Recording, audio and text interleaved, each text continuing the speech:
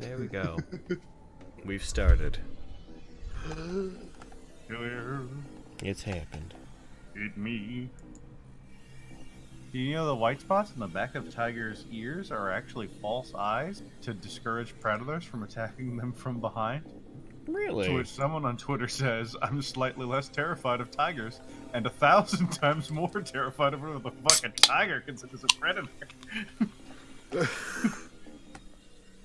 Which I violently concur. Other tigers. Bears. Do the tigers know about this? Probably not. They can't see the backs of their bodies. Oh, goodness. Hello, people out there.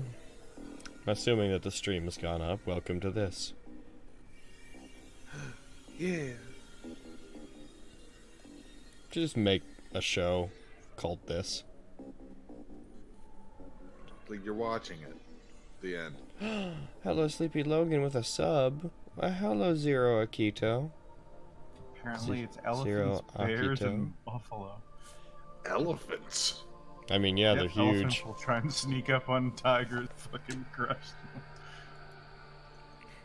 Getting them before they get them. Get them before they get them, or they're in the wrong part of like the fucking savannah. I guess not for tigers. That's a lion thing. When at what point do elephants start looking at tigers, like walking through the jungle or prairies or wherever, and they just see a tiger in the distance, and their eyes just narrow, and they're like, "You came to the wrong fucking place." Oh wait, he sees me. He sees me. Die. Yeah, they see the eyes like runs away. Never mind. I'm less inclined to kill you.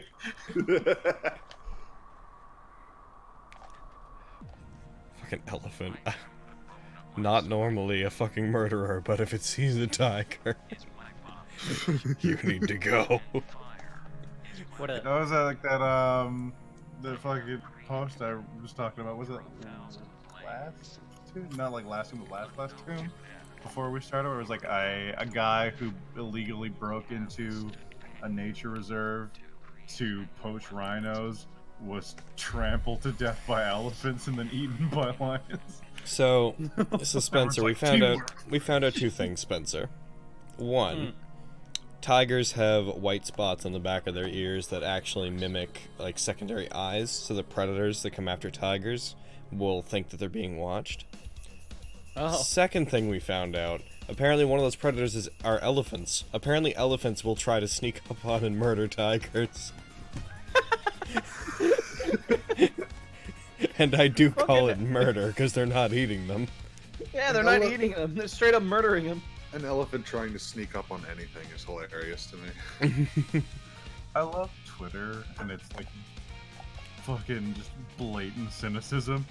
Another response, I'm not sure this is true. 1, which predators? 2, prove it, laughing, crying emoji. Bruh. Where's your evidence? Fucking If you can't give me a elephants. full university course length course essay, I fucking don't believe you. Cause if you give me one, then fuck yeah, I got an education without getting into extreme debt. And if you don't, then fuck you. Where's the... Apparently porcupines are capable of killing tigers. That makes perfect sense, but it's hilarious. fucking elephants are fucked, man. They are. Yeah, elephants are one of the most, like, do not fuck. Yeah, they will. Like, have you heard stories of how like elephants will fucking take revenge on humans? I mean, They that's, fu- like- that's where the whole, like, good memory thing comes in, doesn't it?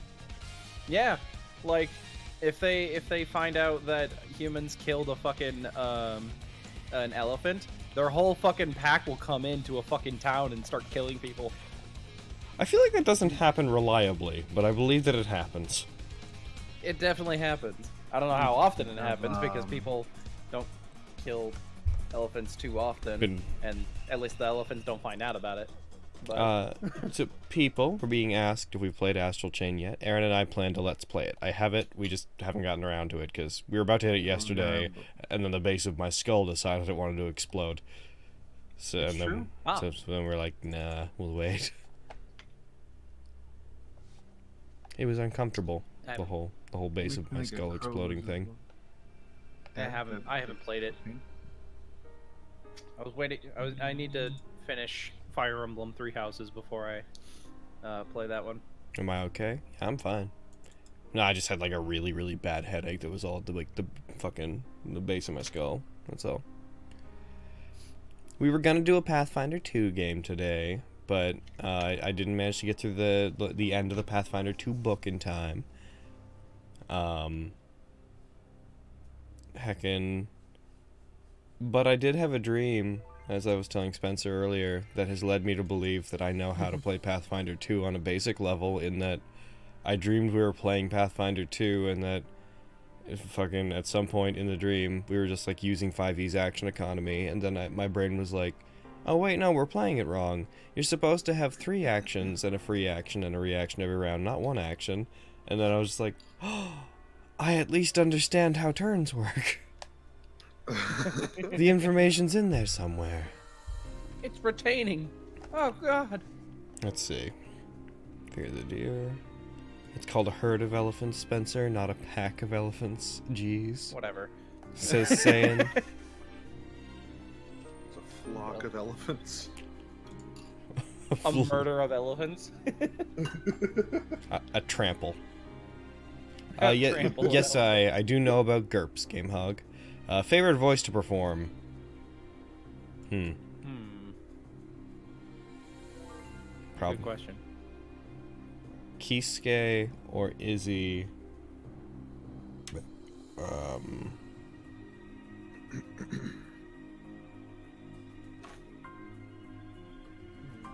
Those are the ones that are at the top. Daigo. Archer. Hi, Izzy. Hi, Izzy. Good afternoon. Yeah, Logan was saying how much he liked playing you. It's true. I was saying that. Mm-hmm. In what context? Don't worry about it. Troubling. Question: who had the Scottish accent, Quantavius or Quistis? I mean, have you heard Quantavius with a Scottish accent? Also, have you heard the twins with a Scottish accent? Yes, they're capable of it, but they don't use it. I mean, I would assume Quistis. Hi, Deco. Now everybody's here. So just FYI, everybody, we're not doing Pathfinder 2 today, as I warned some of you. Okay. Did not end up getting prepared. We'll do it next week. What? So I've just started the stream as like a Q&A thing. What? So if people want to ask questions, they can ask us questions, and they can just hang out with us for a while. We can have a chill day. Can we also ask questions? Can we also ask? Yes.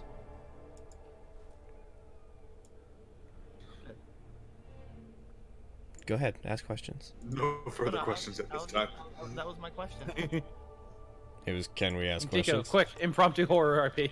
Can Yormir stay in the party, or is he Don't too OP fucking after tempt one me. punching that monster? Yormir is far from OP. But as for staying in the party, I can't make him leave. If that's something that everybody in the game is comfortable with, then I mean, I can fucking make him leave. I mean, I'm pretty Well, sure any one individual member of the party could make him leave. the only thing that could make Yormir leave is if some metaphysical force controlling him has the good sense to preserve the way the game's been going. Bring out my fucking sword and fucking make him leave. I mean, you can. No, I can't. Fucking pull out that By sword killing and Yormir. Stab him. That's not making him leave. That's making him die. Stab him in his. But you're Drag God. him. I'm not, though. It's also anything in D&D that amount. You're the dungeon master. You can just fucking murder them. Is That's only in the case of if you wish to be a bad DM. Yep. If Logan can't kill David, he can't kill Yormir, guys. Come on. That's why Logan has people like me in the party to kill David and Yormir. As soon as he gives the signal. Wink, wink. You're a wink. Ah, there it is. Was that weird? What I just said felt like charged somehow. Signal. That was a signal. Wait, was that the signal? Logan, I can't remember the signal. I'm gonna be honest.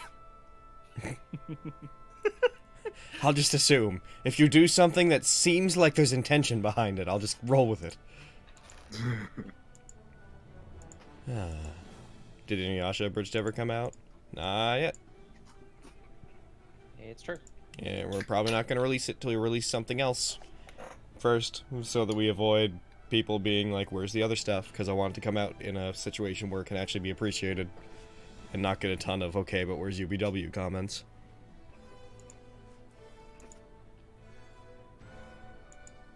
Let's see. Also, Logan, Ferret survived the hit from last night. We gotta try again. What hit? Are you trying to kill Ferret? Who's Ferret? Sid's friend. What if Oh. uploading Inuyasha is the signal? Then I guess he's gonna be alive for a while. I was gonna say, like, I feel like by that time, the campaign's gonna be over. I mean, technically, like, you've already uploaded Inuyasha to something, probably. You're something. So that means I should have already killed David. Okay. I need to Do it. rectify this. Oh yeah, they released a new Unearthed Arcana Sorcerer and Warlock subclass. Oh, yeah, Mhm. I saw this. Oh yeah? Yeah, the Sorcerer one I think is Illithid based, and It's aberration based. Yeah, Aberration based, right? And then the Warlock one is like sort of deep sea, like sort of. It's like Ford from campaign 2, Yeah. like if he had his own subclass. D&D Beyond did an interview with Jeremy Crawford about it, and according to Jeremy, one of the lead designers of this Unearthed Arcana called this package specifically tentacles everywhere. Yeah, once you said deep sea, I'm like, so also illicit. The So many Aberrant elements. Mind Sorcerer is all about like outsiders and being kind of weird and get like. Oh, I like how Tropic Storm took it. I like mermaid magic. Mermaid magic. I like that. Oh. That's kinder than I think Wizards intends with this UI. I mean, fucking. Maybe they're like fucking really bad mermaids, man. You don't know. There are bad mermaids. You're a bad mermaid. I wanna. It's true. I suck at being a mermaid. No gills. Mermaids have gills, right? I assume they do. They must. Would you ever use face cams, yeah. or is it just too much of a hassle? Too much of a Probably hassle. just too much of a hassle. For Nat19, yeah. We'd have to rework the entire UI. We'd have to the entire overlay. We'd have to effectively take out all of the art and stuff that we have on screen. We wouldn't be able to place as much of an emphasis on the maps. No, everything about what we do and the idea of doing webcam just doesn't jive, in my opinion. Yeah. Not to mention, what if we I don't want think it's- to play games in the nude, guys? It's I don't true. think It's a terrible thing, but Like Deco does all the time. I mean, because a lot of it would be nice. short. Like you could Hey, easily nice. scale the UI, but then it would also take up space, which is I'm not Not very saying cool. that every single game other than like the first one I've been naked for and am currently naked. But I mean, if you want to take it that way, you I'm could actually not method saying access that I'm them. always naked. Okay. You guys need to not be both talking at once for long periods of Yeah. time, if that's cool.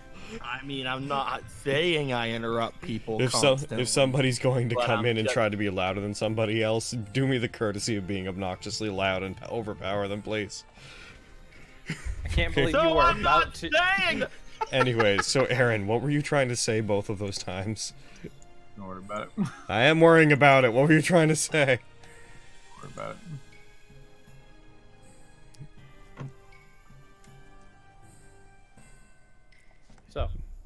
So I'm not saying that I feel bad for interrupting Aaron.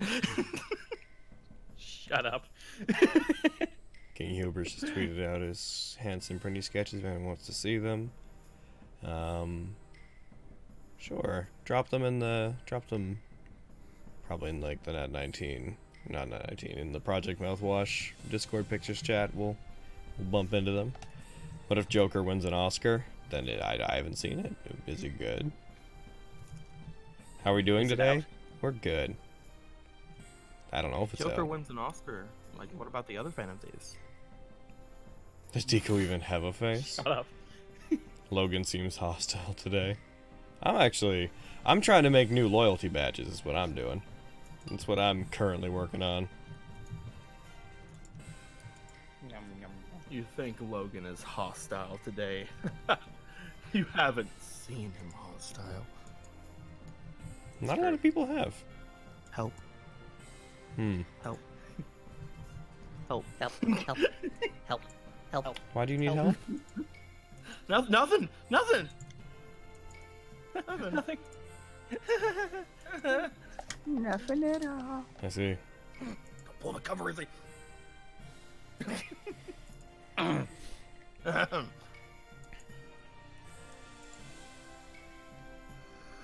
Then let's do, for 9 month, we'll do a nice light blue color. Shoink.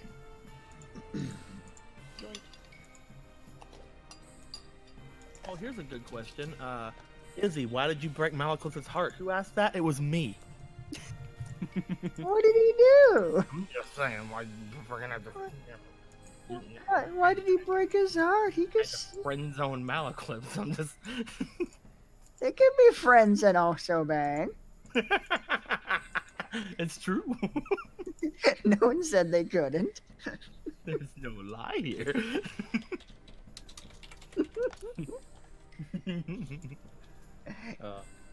Keep trying. You got a shot. It can still happen. Alright. Logan, Yes. are there any homebrew sources for 5e besides your own and the stuff published by Kobold Press that you particularly enjoy?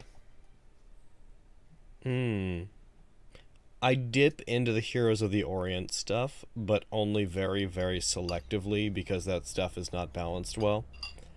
And when I do dip into it, I tend to modify it a lot.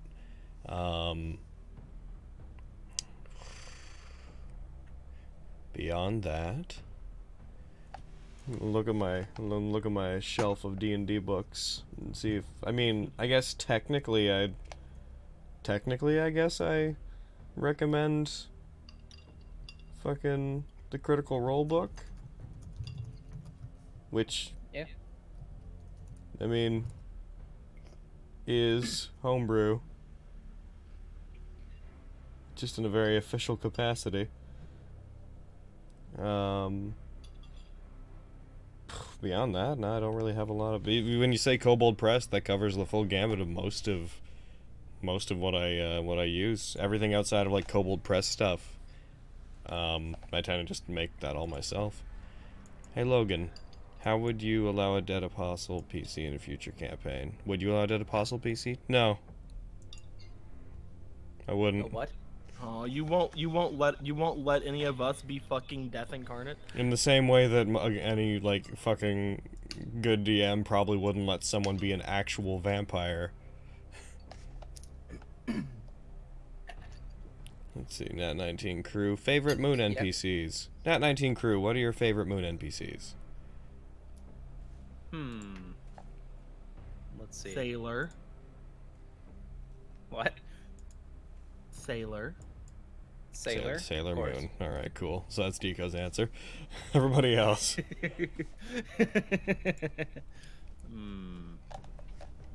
I think I mean, I'm pretty sure that like mine is very obvious because I absolutely love Suzume. Like far too much. Or actually just enough, let's be honest. Let's see. Noriko. You know. Oh. No, we don't. Who? Shut up. I really like Caster. Castor was a good boy. He's a very, very good I boy. love the fucking crotchety old man. Mm-hmm. It was Yay. nice. Oh. Castor was a good boy. Just Eric. Wait, was? Hey, Izzy. Which death hurt more? Xanthric, Ox, or Lily? We didn't get to the end of the NPC question. Oh, did we not? No, we didn't. Who else? Oh, what the heck? We had 2 people. Is That... he- Oh, Izzy, answer the question then. The death one or the NPC one? Both. I like Castor. He's pretty cool, and There you go. Suzume is really cool. Cool. All right, now we've hit the end of it. Well, wait, I guess technically, what's my favorite NPC? I mean, I guess Sun Archer, but that's for reasons that haven't come into not a play in the moon. game. That's not a moon NPC. Yeah, I guess. He's a Are we just sun. talk? Are we only talk? Let's see. I guess. Like, it depends on the She influenced vampire. The outcome of the Moon War. I guess it depends on the She's a moon vampire. war If the vampire is the vampire from the book and like is the actual like proper stat blocked vampire, and you're allowing your player to play it, then fucking don't. Do not do that. Yeah. There any statement that takes you away from that is not covered by what I said. But in general, if you're letting your players play a vampire, you're probably making a bad choice because there's a lot of things that go with that a PC is just not ready to deal with on a long-term basis. Mm-hmm. Well, there's a lot of things at party. Like you have to have a campaign built for that to work. If you don't, if that player hasn't come to terms with dying, then I don't know what they're doing because being a vampire is really hard, and trying to convince your party to only go out at night is nearly impossible. Yeah, but It'd be tough. You can just meme at them and tell them it's a wonderful night to have a curse. well, the other question. So Perfect. what would I have done if everybody had died last week? I feel like the answer to that is in the question. Hey, Vestige. If everybody had died last week, everybody would be dead. Oh, This isn't the kind of campaign where I'm like, okay, we're gonna make a second party that's being sent in to get your bodies because someone wants to pay to revive you. Because of the setting, this is, and they're dead. think of it like this: like if the 3 people who got disintegrated died last week, I also known as me, Buddy, and Izzy, Mm-hmm. then like I feel really bad for Isla and Diane. Yeah. Because very soon after, Aaron would die. 72, 36, 18. Yeah. You're right. oh, Farm a new contract or fucking die. Isla, fucking have 2 servants and be useless. Oh, Izzy, did you answer the previous question? no, I hadn't gotten a chance yet. All right, Um, answer it now. I would probably say Lily hurt the most because of those 3, she's the one I expected to die the least. Like Xanthric was no surprise. Ox, I kind of felt that one coming from, you telling me not to do what I was gonna do a couple times before I did it. One of Yep. those "Are you sure?" moments where the little option menu comes up of the following action will immediately kill you. Proceed. Izzy, I almost died last week. Yeah. Yeah, he almost did. God damn it, you just got me. He almost pulled an ox, Oh, dying in the no. second session.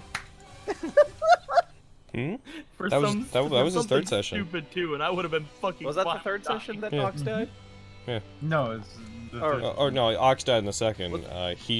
That was Shay's third. Was it? Yeah. We did the pirate session where we met Shay, and then we went, and then we had the dragon turtle and running around the town, and then we had Right. Yeah. Okay. All right. Very. That's early why, because on. people made jokes at the end of the second session Alright. where they were like, "Well, they've outlasted they've out fucking lasted Ox." Oh yeah. Okay. Hey Logan, who's Not your by favorite much. character and why is it Isla? One, Who's my favorite player second, character, you're and right why is it back. Isla? Una's at my bedroom window. My favorite player character's, I love all my children. not Isla. No, pick a favorite. Break our hearts. I Also lies at me. have a favorite. It's not Isla. Sorry, Carrie. I'm not gonna feign impartiality. I have a favorite, and I'm not gonna say who it is. I also don't act on Okay, it. but is it me? No. Oh. Will you say no to every question? Yes. Cool. Is it not me? No. Yes!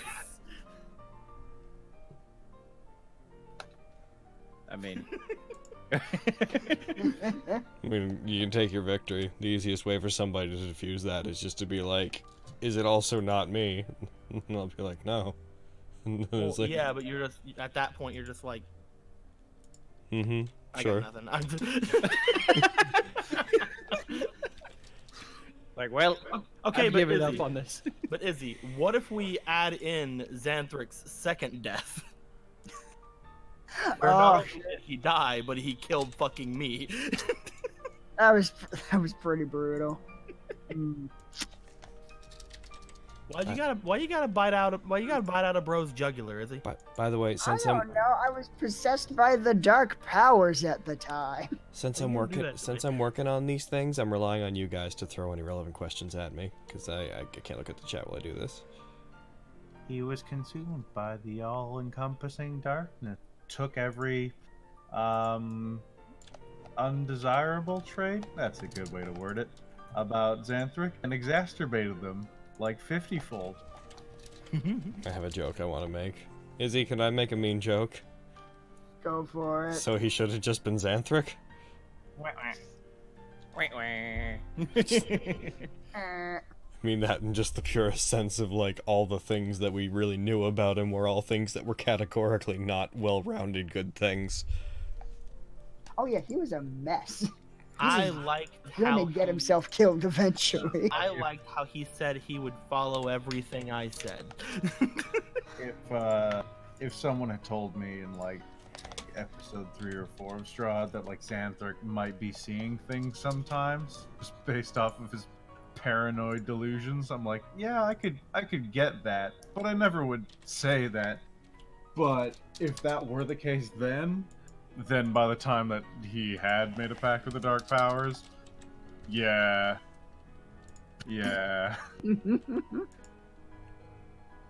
Dear Nat19 crew, if you could punch one NPC from any game, who would it be? Jack. Jack. Yeah, that's fair.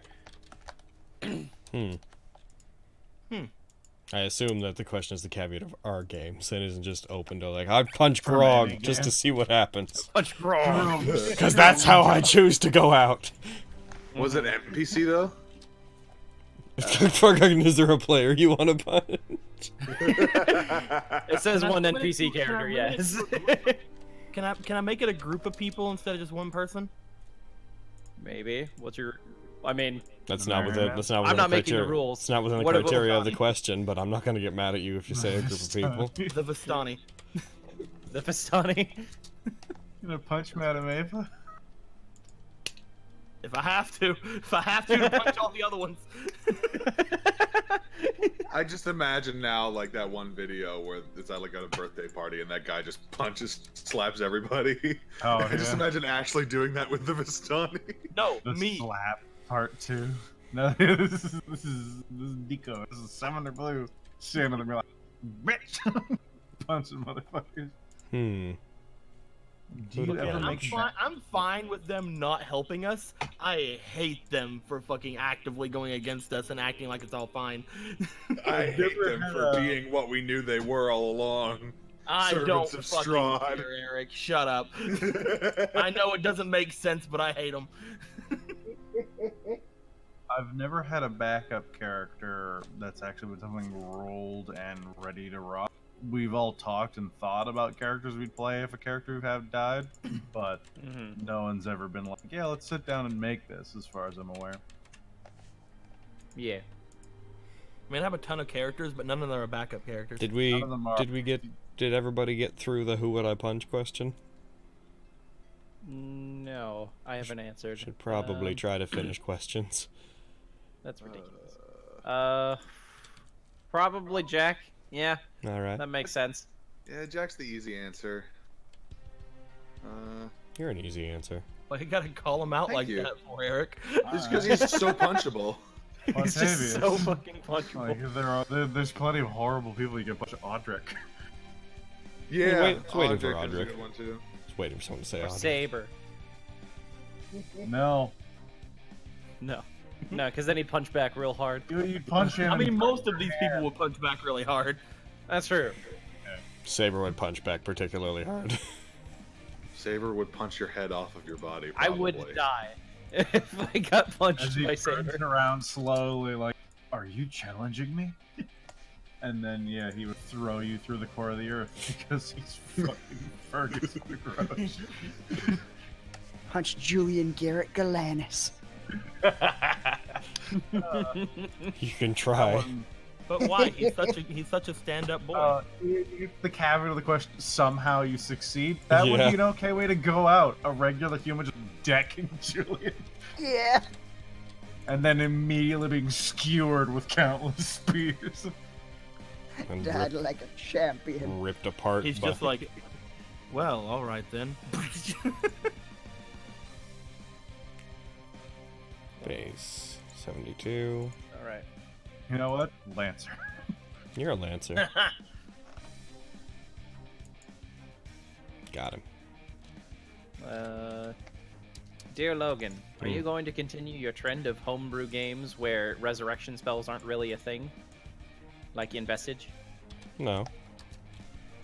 Thank God. I've only done it with the one game. Okay. I was scared. But now. Could we resurrect each other in Digimon? I mean, have you tried? I was just asking.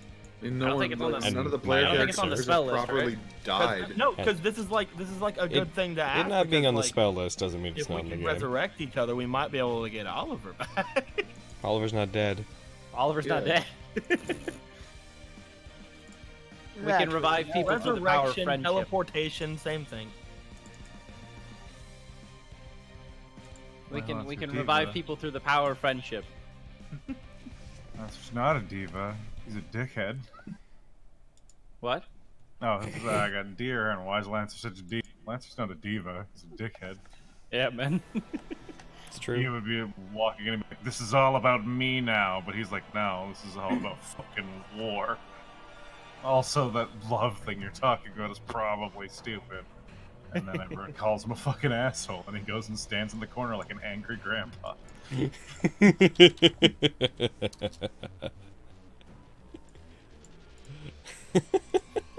Oliver isn't dead. He's on a farm upstate. It's where he Fucking lives, cut to right? him actually being on a farm upstate. Yeah. I'm gonna be in Carry this out farm forever. your I'm gonna. Why is Caster your self-insert character? Hmm?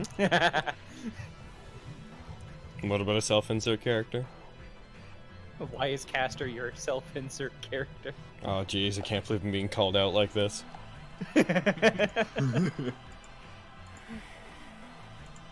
Because I wanted at least one day where the outside matched the inside.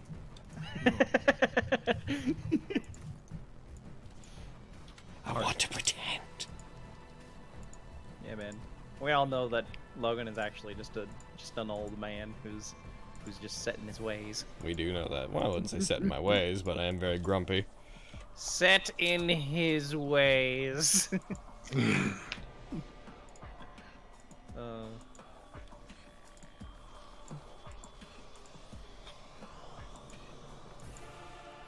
reviving someone through the power of friendship sounds so fairy tale. Very. Sounds very fairy tale. Okay. Oh, have you guys seen that there's gonna be a fairy tale video game coming out next year? I saw that. Is it gonna be a I fighter? don't know how I'm gonna feel about it, but I you know, hope the it's animation gonna looks be nice. good. I hope it's it's good. gonna be good because it'd be good if it's good. Yeah. But Bandai Namco doing an RPG sounds really good. Like, and most Bandai Namco RPGs I've played have been okay so far. So I'm very much looking forward to it. Isn't Bandai Namco just the people who bring the games over to the West? It's probably just publisher, yeah, but still. I'm pretty sure they have a hand in. I just let me listen. Uh-huh. I want to play it. They were beating the shit out of Jalal in the trailer. Because Bamco also makes like the Tales series. I know they're Yeah, heavily I'm involved pretty in sure it. they produce shit. Like, I'm pretty sure their name does have a correlation with quality. Oh, okay. Very much looking forward to seeing it, and I really hope it turns out okay. Same. I hope you turned out okay. Thanks, shit. Man, thanks, man. I really needed that today. Yeah, they publish games like Dark Souls and stuff was published through them, but they also make their own games as well.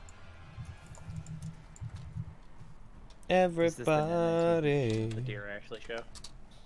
Essentially. Basically, yes. Yeah. Oh.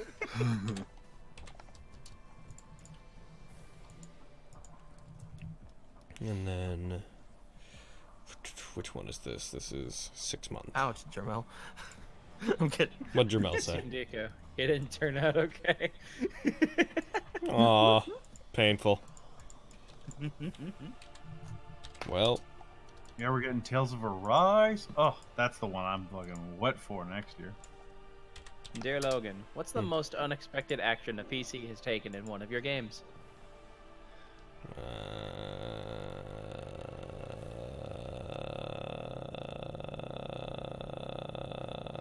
I don't remember. Do you want a second to think about that one while I ask Buddy a question? Yeah, that'd be best. I saw Dear the question. Buddy, I don't want to answer it. just I don't now. want to answer I it. haven't been able to figure out what scene your birthday gift is a picture of. Can you please enlighten me?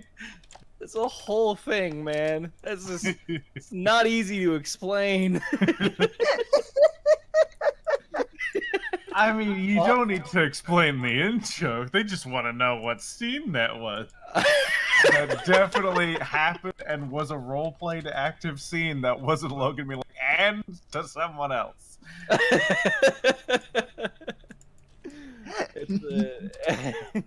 It's an intimate moment.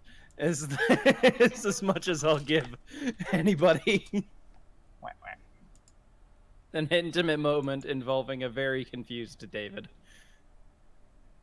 That's What was everyone's first edition of D&D, and was it hard transitioning to 5th edition?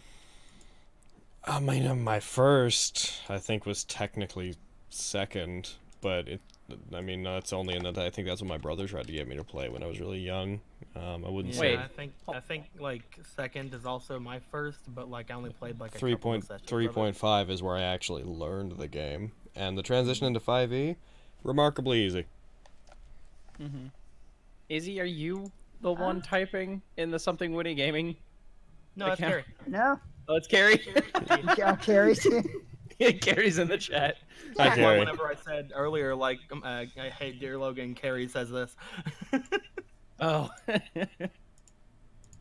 I think I technically started with 4th edition, but I only played like a couple sessions.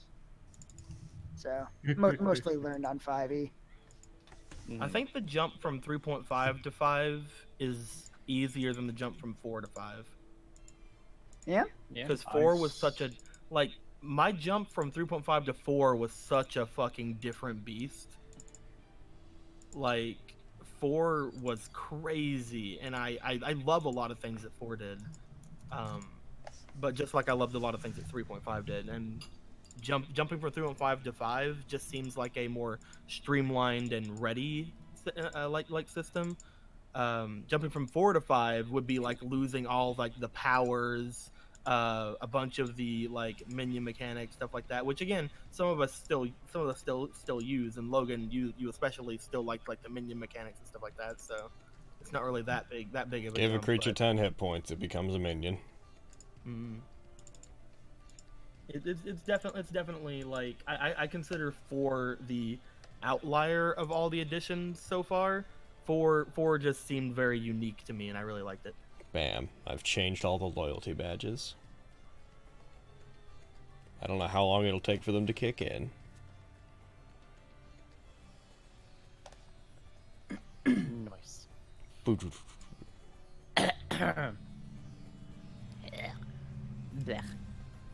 Isla is What was I definitely. about to say?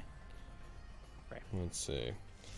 Oh most, yeah, most I started with unexpected action. 3.5 technically, and then like a game later, we my friends and I did 5th edition. I was like, this is so much easier.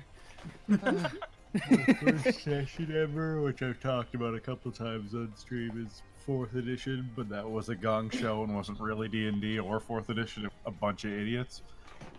Then I had a really awkward guy DM, I think 2 sessions of 3.5 where I got to play a ninja, and then he asked me to buy him a PS3 when they had just came out and were $600. And then I didn't play D&D again for a very, very long time. And then I met Logan, and we played a couple 3.5 games, and then transitioned to 5th edition, which is when I picked up the game and started learning to DM. Nice. What has been the most stressful battle in a D&D game I've played? Julian. Yeah. Because The just fucking the sheer number of NPCs and moving parts in that battle, also due to the fact that it was a fight against one person who I had to stay on top of tactically, because if I had slipped up with him, it would have been very easy to have him be overpowered, so I had to be to be overpowered by everybody else. So I had to stay on top of playing him correctly so that he actually could hold his own against that many people. Doesn't matter how powerful you are, if you play a character like an idiot, then fucking you don't stand a chance. What about from the player side? either that Julian fight, because in the middle of that, David lost his fucking pact, right? No, in the middle of that, David regained his pack, which I'm pretty sure. Or yeah, he regained it. That was stressful. But also the most recent fight. That was that was a fucking roller coaster. Why is Buddy a coward? Buddy's not a coward. I'm avoiding that question because it's a dumb question. I'm sorry, I'm not going to answer that, Sapphire. I think mine, and this is gonna be like very embarrassing to say because it's not like a boss fight or anything. I think mine was the ghosts in the underground laboratory taking over fucking assassin. I think that was probably the most stressful fight I've ever been in, because I'm like, if I'm gonna kill you guys, I want to be able to be the one to do it. Heckin'. Will Vestige be more realistic? Realistic how? In what It's a magic sense? setting. It'll sure be D&D. Favorite player character death? Oh, whenever I killed him. Oh, shut up now. Wow. Assassin. I love throwing Assassin people was over really cliffs, good. man. What can I say? I mean,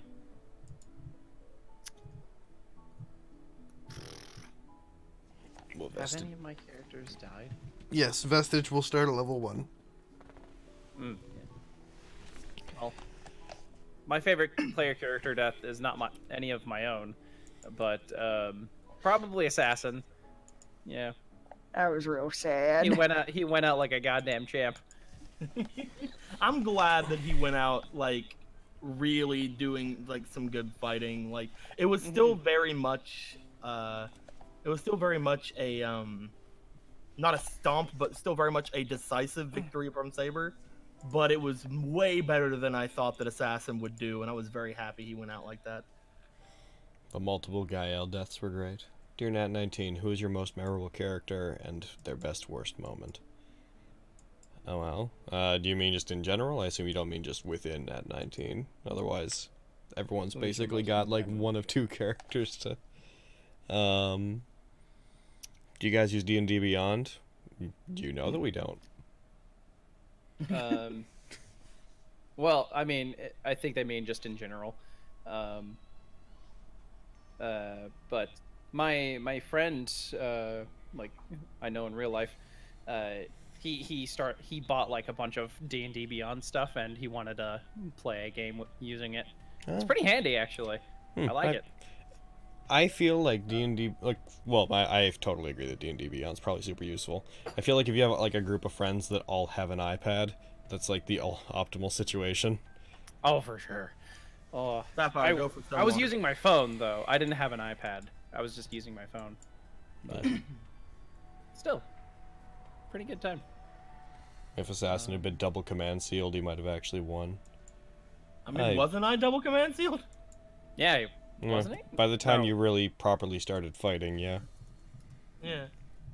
Like, the I only also- thing that would I have also- changed that fight in my favor was if we could have gotten Diane out sooner, and Lancer would have started helping from like the beginning. Yeah. I I also think that don't. was the only thing that would have made that fight have any other ending. Yeah. If Assassin had not credited him while Death Principle was up, that would have helped. I mean, I feel that there's very little that could have really pushed that towards Assassin being victorious there.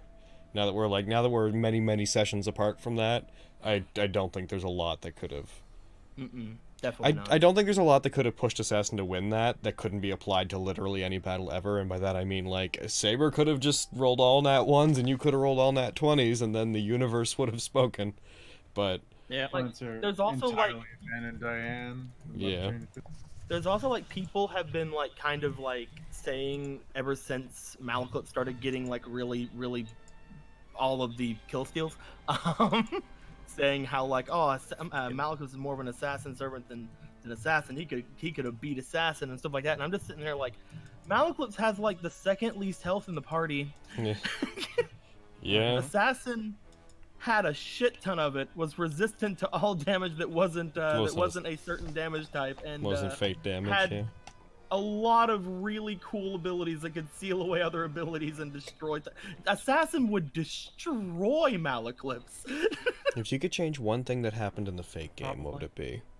Mine is less of a change one thing, more of a I would have enjoyed it if everybody had gone a bit farther north at any point and bumped into Ichiro or Setsuko more before the dial stuff happened. But that's me. What about you guys? What would you have changed about the fake campaign? Not in terms of like to make it better. I don't think that's the question. I think like just what would you have changed to be more interesting or to see how it would have gone? I don't know. I don't think I would have changed anything. The game's gone pretty well. I don't think I would change anything. Kill David. That's also fine. You're Logan. No! What about you guys? Izzy and Deco and Aaron? Oh, yeah, I guess kill David your answer. No, I mean not seriously. Because in no universe am There's- I gonna have a great proclivity towards me. There's a different path where you accepted Arla's offer. Something I would have changed, given like hindsight, would probably have been to go somewhere else the night of the party and hope that RNG wouldn't roll Alquam. I mean, Alquam was showing up wherever Lancer was. It was just a matter of when. I think that's like the only real thing I would change so far is just like try not to immediately fucking lose Lancer right there. Yeah. I mean, I know we have him back now, but like for the longest time we didn't have a Lancer boy, and that was sad and scary. Carrie, you spelt them right. Don't worry about it. You spelled their names right. You did. What was the one I said to the GMs? Later, Sapphire. Do you ever have later, Sapphire? Do you ever have the constant fear that your characters will lose interest in the game you're running? Do you ever lose motivation for games yourself because you feel they don't meet your expectations? Personally, no to the second half. I don't really lose my motivation to run games. I don't really have expectations for games, for the most part, apart from will have fun running them. That's as far as I go. I don't plan for certain things to happen. I've learned not to have expectations for games. Yeah, I don't attach like any sense of validation to any particular thing in games because that's silly. As for the first half, no, because living in fear of my players not enjoying the game is fucking, that would be agonizing, and I trust them to tell me honestly if they're feeling a certain way, and beyond that, I just worry about helping them have fun. I don't worry about them being upset. Because that sounds terrible. Sounds anxiety-inducing. I trust my friends to be honest and have fun, and I trust that we're all there to have fun.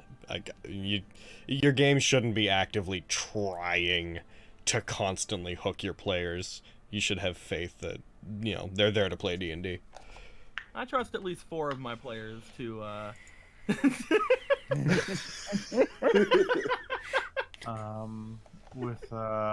yeah, no, I've never had anything. Like, you can work towards moments and stuff all you want, but it's difficult to have expectations of any group or any party because people can really, really, really surprise you.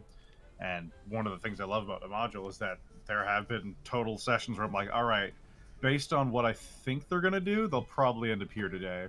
And then they veered off like 40 miles to the west. I'm like, fuck it, all right, we're going over here, let's do it. And it helped me a lot since, as I'm not super experienced, that let me have a bit of cushion to fall on, so I wasn't caught super off guard. Whenever I was first starting out DMing, and Logan can probably attest to this, I was very much like not very flexible with how things went. I kind of used to write things out, and if things didn't go that way, I would not know what to do, like at all. And I would try to kind of bullshit my way through things, but again, I don't think I was very good at it.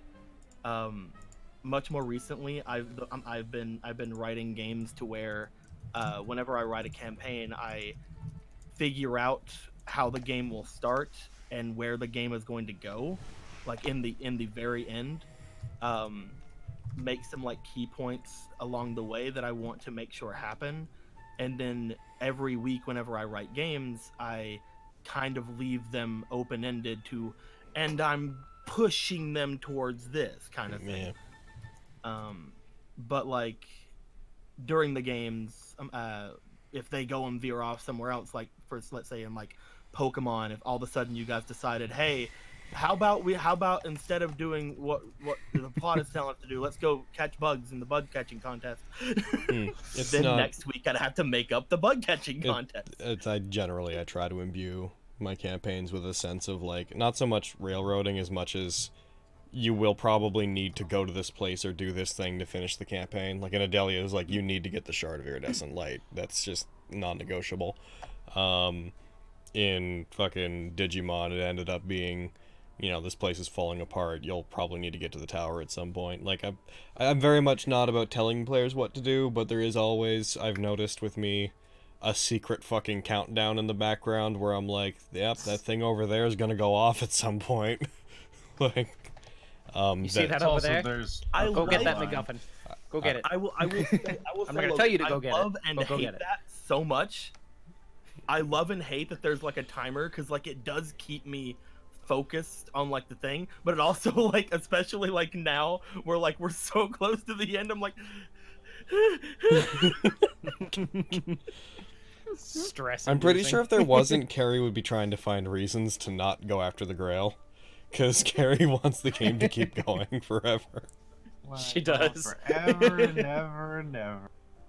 Maybe we don't need the Grail, Lancer.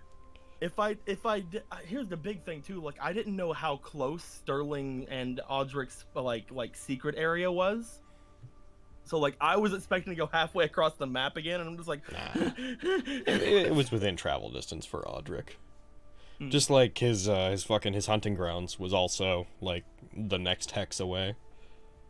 Dear Logan, how because, insane like, will the I sun remember war be? I remember seeing a cave Bye, Carrie. Mwah. when you showed us the Bye, map Carrie. to the dark forest. So long. I remember seeing a cave at the bottom right of it that we never went to, and somewhere in the back of my mind was just like, that's Audric's place. There was a lot of... Oh, you mean Duncan's. Yeah, no, that was just a mine that if you had tried to get in there at any point and go there, they had set it up purposely as like a point of interest, and if anyone had tried to come in, it was going to collapse and trap you guys in it. That was basically where I just, every time I thought about it, I'm just like, that's Audric, that has to be Audric's place. That has to be it. We're going to have to go all the way back fucking over there. So, the one with the name, I said that as if I was uncertain, but that is your name. I don't have any opinions on it. I haven't played Monster Hunter in a long time. Logan, what's the next anime property you want to turn into a D&D game? The effective answer is I don't want to. I want to make an original setting. The actual answer is .hackerdmc. Heckin' How insane will the sun war be? Over level 20 characters. As insane as it gets. It's gonna have dice and numbers and servants and. Well, you guys have seen how Maleklips is now. Like, just imagine turned up to 11 when he figures out he's a mage. Like I can't. I don't plan for like scale. Like I don't. It'll be whatever it ends up being. I'm not going to try to build it up as like, oh, it'll be another D&D campaign. I'm not going to build it up as like, oh, it's going to be the Moon War on crack, because it may end up feeling tonally very similar, but... Hey, Logan. Yeah? If I multi-classed one level into Sorcerer right now, would that qualify me for potentially being a master? You can't multi-class into Sorcerer. But why? Because we've gone to great lengths to fucking definitively say that you're not a mage. But what if it's just like something unlocks in my blood? It doesn't, though. Let him play the game he wants to play, Logan. Will Mal's sword survive until the You're being a bad DM. No, Ryan. Mal's sword will not survive the end of the Grail War. Yeah, no, I was joking about that with Deco, because we were talking about how, like, you know, Suzume X Maleklips OTP, and then he's like, yeah, no, it's fine, like, everything will be okay, she'll go away, and I'll just sit there thinking about how there's so much beauty in the world. I'm like, yeah, and then the sword disappears, and you're like, but yeah, it is theoretically possible for things to outlast the war if they're fed mana or whatever they need, but that sword... He's got no mana to feed it. Well, that sword in general is just... kill people with the sword. No, you won't, because of what sword it is. And even if you did, it's not like it drinks blood. That sword would just vanish. It has no way to ingest energy. When will Nat19... But what a... Spoiler tag, if Suzume were to die, that sword would also disappear. Fuck. Because she is currently, I kind of got that, like... She's standing in for caster. I was thinking was, like, how is this still staying here? And it's like, oh, it'll probably last to the end of the war. It's like, oh, it's probably because fucking Suzume's caster. Yeah, she's connected to it, so it's effectively staying there as, like, a weird, like, tertiary noble phantasm of hers, because her and Goro sort of occupy the same servant space. Like, there are things that could stick around, beyond the war. It'd be hard. I need to remember, and this isn't like me telling you to remind me or anything, but I need to remember that I want to hand I want to hand the other sword back to her before she disappears. She's not going to take it, dude. Technically, that was made with metals from this world, so... Oh, that one? That one will stay. That's why I'm saying I want to hand it back to her before she disappears. Have her do with it what she wants. Even if you give it back to her, it's not going to go with her. I mean, she could do whatever she wants to with it, though, at that point. Yeah, I mean, then she'll just disappear. And Chuck it somewhere. It'll just fall to the ground. I don't know. Yeah, we'll see. I mean, good luck trying to hand it off. Your sword's making it so you don't have to draw it anymore, but getting rid of it's a whole other deal. Is it possible to reach the source in this war? Do you mean the root? technically getting to the Grail is reaching the root. And if one of the mages wished for that, then yeah. I feel like none of them are preoccupied with that, though. You don't think anybody here really David cares? is preoccupied with it. Yeah. I don't think anybody here really cares. Like, when you really think about it, this is a much different set of mages than the ones from any sort of canon, like areas. Like there's no families out there that's trying to see the records or anything. There's a Grail. It gives a wish. Go do it. Dear Logan. Most of the people in this war are in it for more petty reasons than the root. Which are inherently better You can reasons even than the think that root. The root's kind of a petty reason. The root itself is it's like a really high concept whatever reason that just a lot of mages blindly pursue, while everyone else has more personal things going into. What if someone wishes wins the Holy Grail War and wishes the Holy Grail never existed? Nothing? Well, The Holy Grail would assert its authority. Yeah, suck my dick. no, you wasted your wish. That's Okay, very much get on a outta here. list of wishes that people try to be like, well, what if they did this in the series to mess it up? And I'm like, the Grail's inherent sense of self-preservation / time correcting itself would come into play. Wishing for Jesus never to have bled in a cup would mean he would still bleed in a cup because fuck you. How dare you try and make me not exist? It's very. You can't control It's like whenever people are like, did that whole thing where they're like, what if Ian just writes every master's wish on like a piece of paper and then goes grant all the wishes on this piece of paper? To which I'm like, the Grail would say no, pick a wish. That's yeah. A lot of people are looking how to game the wish. It's like with the wish spell. Whenever a player comes to the table with a script, I'm like, all right, now I want you to hand me that piece of paper and tell me what you're gonna wish off of memory, because your character wouldn't have the time to fucking do this. What could a wish delay the Holy Grail War if someone wished the next Holy Grail War happened later than it's supposed to? Well, the Moon Grail, if you're talking about wishing for the Sun War to happen later, it would have to impose upon the Sun War, which is a whole ordeal. If you're talking about like the Grail stopping the next version of its own ritual, I've never said that there's going to be multiple Moon Wars. This is the first one, and unless the plan is to have fucking every 60 years a new moon, then there's probably not going to be another one. Every time there's a new moon war. Type Luna just wants more bodies. He needs more he needs more warlocks under him. It's one thing. It's one thing when we were doing the beginning of the second campaign. A lot of people were like, "Why don't these characters like understand these things based off the Holy Grail Wars?" And I'm like, "Because it's the first one. Because there's no precedent." Is Cthulhu a demon in your setting? Cthulhu would be an aberration. Or a monstrosity, but I would say aberration. In D&D classification, yeah, he'd be monstrosities are like natural creatures that have become monstrous, while aberrations are things that shouldn't be. Yep. So I'd put him as an aberration. Usually Plus, defined he's as definitely like. from the far realms as far as D&D lore is concerned. I'd imagine the guys who made the Holy Grail created some contingencies so the tradition would still go on. I mean, yes and no. In actual canon fate, Ren and Waver figure out how to turn off the Grail mechanically. In our version, I always thought that was neat and kind of at the same time, you know? Yeah. Like they could just spend some time. It's like, yeah, let's just turn it off. So why is the Flip the Starspawn a Grail demon? switch. The Starspawn wasn't a demon. What are you talking about? It was a It was an Grail alien. patron. It was an alien. It was an aberration and was. Again, I've said this a lot. When fucking the demons of the Grail War were referenced, that was just a vague like monsters that own a thing. That's why I use the term Grail patron. It's listed as a fiend in the book. It's the term demon, not the actual thing demon. Oh, it's listed as one in the book. I turned it into an aberration. I don't know why they made it a fiend. That's on them. Yeah, that's weird. It shouldn't be one. No, it's definitely connected to elder evils or primordial, and in either case, that would make it from the far realms. Yeah. Like, it's as much a fiend as an illithid is.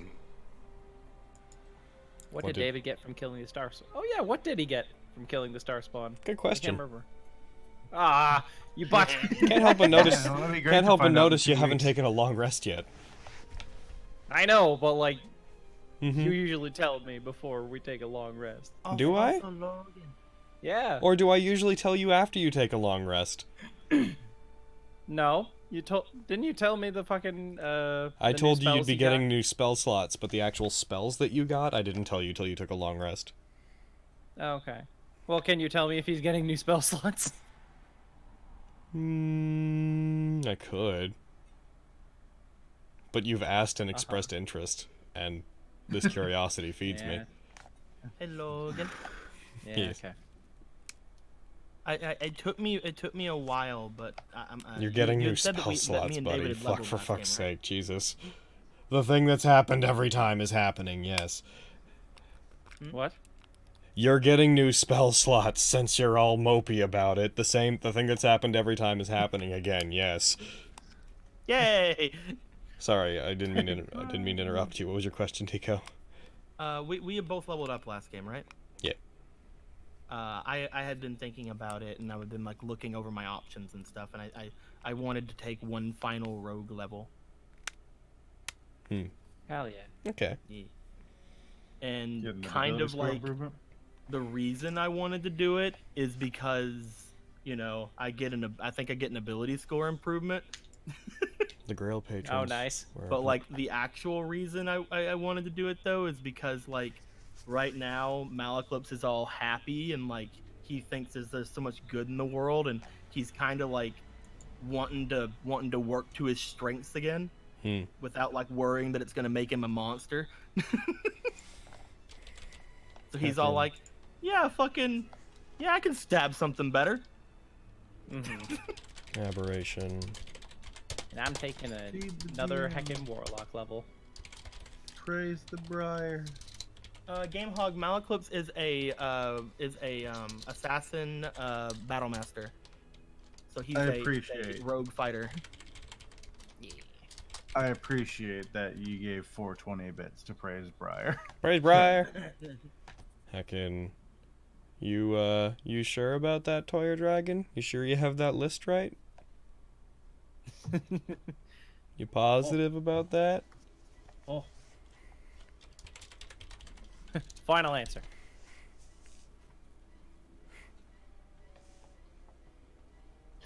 Logan, do you know what Isla's new mutation is? I would hope so. New mutation? Oh, yeah. I know what it is. Yeah, Carrie told because she me. tells everybody except me.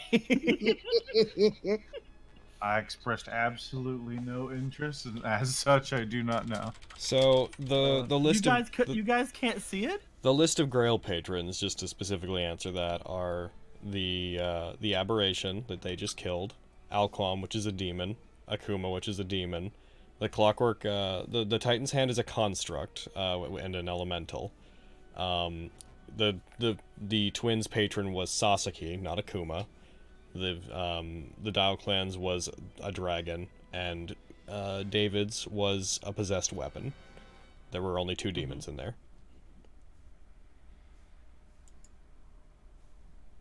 Buddy, did David like Isla the whole time, or was it just something that came up all of a sudden? It was something that came up in game. Yeah, he'd actually planned on falling in love with me. But it didn't work out. Suzume had to come into the picture. We had to realize that I wouldn't be born for like several dozens of years. Black Razor is a demon blade? Yeah. No, it's not. That is incorrect. What? Oh, they're like, well, Black Razor's a demon blade. And I was like, no, it's not. It is. Black Razor from the Shadowfell? Like that would... Demons are from the Abyss? It's an evil weapon, but it's not a demon. It might even classify it as a fiend, but demons specifically. It's like how the Yugoloths are all from Gehenna. Yeah. It's a different subtype. But also, Logan can make it whatever he wants. So. And, you know, This Black Razor's different to fit in with fucking Fate lore, yeah. Yeah, there you go. I mean, it's not radically different, but it is somewhat different. Like, its sentience is taken to a different level. But yeah, it's... Logan, yeah. I have a question for you. Okay. Was there ever a chance that I could have wielded Black Razor? Yes. damn it! Ah! Ah, that's such a cool weapon! No! Yeah. Mind you, this Black Razor's a great sword. Yeah, it's fine. I can still wield it with with charisma. So. Do you have any ideas for a Kestrel one-shot? Kestrel's gone. They're dead. Yeah, Kestrel's fucking dead. Man. Ah! How would I have done it? How would I have done it, Logan? I'll just have to wield type Luna. Shit. It's space The thing that wife wants who to- appears, pick her up and start It's all right. swinging her It's around. all right, David. You can form a contract with my sword here. Okay. Well, somewhere else, can we see Kestrel's list? You can also No. know all the good in the world. Whichever ones come out in game, come out. Type Luna's gonna wield David. Yeah. Pick him up, swing him around like a club. I was gonna say it's not inaccurate. We go and hang out tonight Does- at the end. Does David have to kill Sasuke? David doesn't have to. No. His job is to keep the Grail patrons away from the moon. The fucking moon Grail. Sasuke is nowhere to be found, and he has zero interest in it, anyways. We all go to hang out at the end of the day. Freaking David's all like freaking stressed out after being exploded and everything like that, and Malcolm walks up to him and just goes, "Hey." He's like, "What?" Puts the sword in his hands. David's eyes just go wide. Will Sasuke be in the Sun War? So much good in the world. Yes. Yeah, it was already confirmed that That's what he was going to summoned the a Sun War. servant for. Yeah. Sasuke didn't really care about putting anybody in the Moon War, to be honest with you. Him interacting with the twins was very much just to get the twins under his thumb long enough that they could help him get off the island, and then once they were off, he helped them out briefly, because he was like, I don't know, this is a way to kill I time. got the feeling from Sasuke, like whenever we were in that first game, of he was definitely in for everything himself, but everything that he did that wasn't for himself was kind of just in interest. Yeah. Like he's like, oh, you guys are gonna be masters. Hey, let's go fucking check out this thing over here. Or oh, you want to go and do that? Yeah, let's fucking go. It just seemed like anything he did other than that was just like, I'm here, so I might as well. Was Sasuke higher on Kestrel's list than Black Razor? No, Black Razor wasn't on Kestrel's list. Black Razor That'd be was weird if Black Razor was on Kestrel's list. The list was a list of things Black Razor wanted destroyed. Black Razor was just feeling really emotional that day. You see, The secret last part of the list. He's like, and number 0. Basically, Now you all fight me. basically everything on the list was stuff that Black Razor considered a threat to itself in some capacity. In other words, things that were more evil and more like world-threatening than it could be if it was released. So it was like, I want number them one was gone. Malekith, right? No. I didn't know who you were. Fucking. So Sasuke's already taken care of because he does not care outside of Twins Are in the War. My job is done. It's not even that far. He's just He's There off the were- island. he's Bye. just not there. Yeah, he's fucking in Helsinki currently, just killing time. Yeah, even him like helping them out with Saber is more probably whim than many things. It's probably the best word to describe Sasuke in my opinion is whimsical. Yep. Logan, will we ever get the reverse side of that one-sided story Carrie gave on Nat19 about your relationship? I expect it to be equally one-sided. Oh, you mean how she... I mean, yeah, hers was pretty accurate. The way that we met and stuff was pretty chill. Probably not. If I had anything else to add to her story, I would have done it then. So, I meant to let them play games. Dang it, Briar. Oh, I know what they meant. Oh, Carrie talked about how we met and how we started dating and whatnot during a Let Them Play Games session. oh, okay. Yeah. So they're basically asking, like, am I going to give my side? Because Carrie gave her side that made Carrie seem like she took a lot more first steps than maybe she did in regards to us actually meeting each other. But And you called her a sociopath, apparently. Says I? Zencon. I mean, I probably did. Expect me to remember? I was playing Devil May Cry. I was doing things. If I recall, at that moment, I was jumping up tower chutes, and that was very important. When we do a Briar plays on Let Them Play Games, that actually sounds fucking fun. I could just be fucking chill. Hey, me and my brother Briar here are gonna play some Devil May Cry. Alright, so we just wanted to chill out for a little while, so, let's just pick a game out. What's relaxing? Mario Party. Nah. Bloodborne! Let's play Bloodborne! Yeah! Remember. I feel like Brian would like Katamari Damacy. Yeah, he would! Yeah. That sounds very accurate. Quick, everybody but Logan, do your best Briar voice all at once. You're right, I'm no good at doing Briar's voice. All at once? All of No. you, do it all at once. 5, 4, 3, 2, 1. Briar. No. Bad. You've all disappointed me. Yeah. Yeah. Yeah. That's When does what we're Briar here do that? Briar never just goes, "Bleh." It's not a thing he for. What are you does. talking about? He does it all the time. That's like You know his famous catchphrase. catchphrase? Man. You know, hey, I'm Brian. Bleh. Hey guys, it's me, Briar. Bleh. I'm part zombie. I'm part zombie.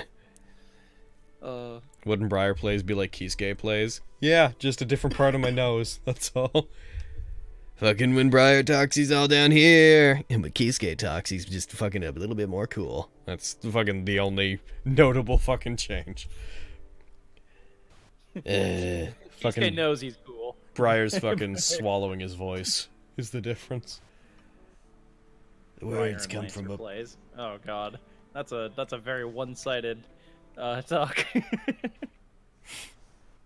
The only way you ever know that Lancer is there is at the end of every one of the streams or at the end of every one of the episodes. Briar just gets like a lance through his chest. Oh jeez. Yeah, I don't think Lancer would mesh well with Briar. I don't know what you're talking about. I think he'd have fun.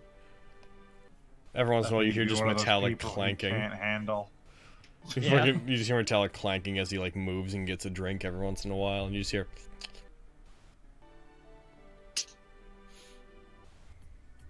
Thought it was a halberd. It is a halberd. Yeah. Lancers don't necessarily have to use lances. Yeah. They use pole Kukulane arms. doesn't use a lance, he uses a spear. Yep. Yeah. If they all used actually lances, then There's very they few would that all- use. There's very few that use lances. I can think of like 2 off the top of my head, and one of them I hate. Yeah, if they all used lances, then they would more be riders. Yeah, it's true, though. Wait, A the lance one is I'm a- thinking of isn't a lancer. They're a rider. I was thinking of a Stolfo. That's fair. And the other one is fucking Lancer Artoria, who I believe is not handled super well lore-wise. And beyond that, I'm like, I actually can't think of it. I know that they exist, but I can't off the top of my head think of any Lancers that don't use a spear or a polearm that isn't a lance. Favorite servant from Fate? All of Fate? Heckin' Archer. In all of Fate? Probably Kukulane. Yay, that's a good choice. He's fucking I really- amazing. I really liked Chiron and Achilles in Apocrypha. Now choose, Spider-Man! If I had to choose between the two, probably Chiron. He was a fucking badass. Nice. And he What had are- a fucking awesome power. Oh my god. What archer? What archer do you think, Ron? I really Who like could the possibly foresee? The only one that I'm more comfortable calling Archer than his actual name. Oh yeah, totally Gil, the one servant that's an archer that no one ever fucking calls Archer. Favorite Spider-Man movie? I really liked Far From Home. I did too. Like the more I look back on it, the more I enjoyed it. It was really good. Avengers Endgame. Anyone with Tobey Maguire in it.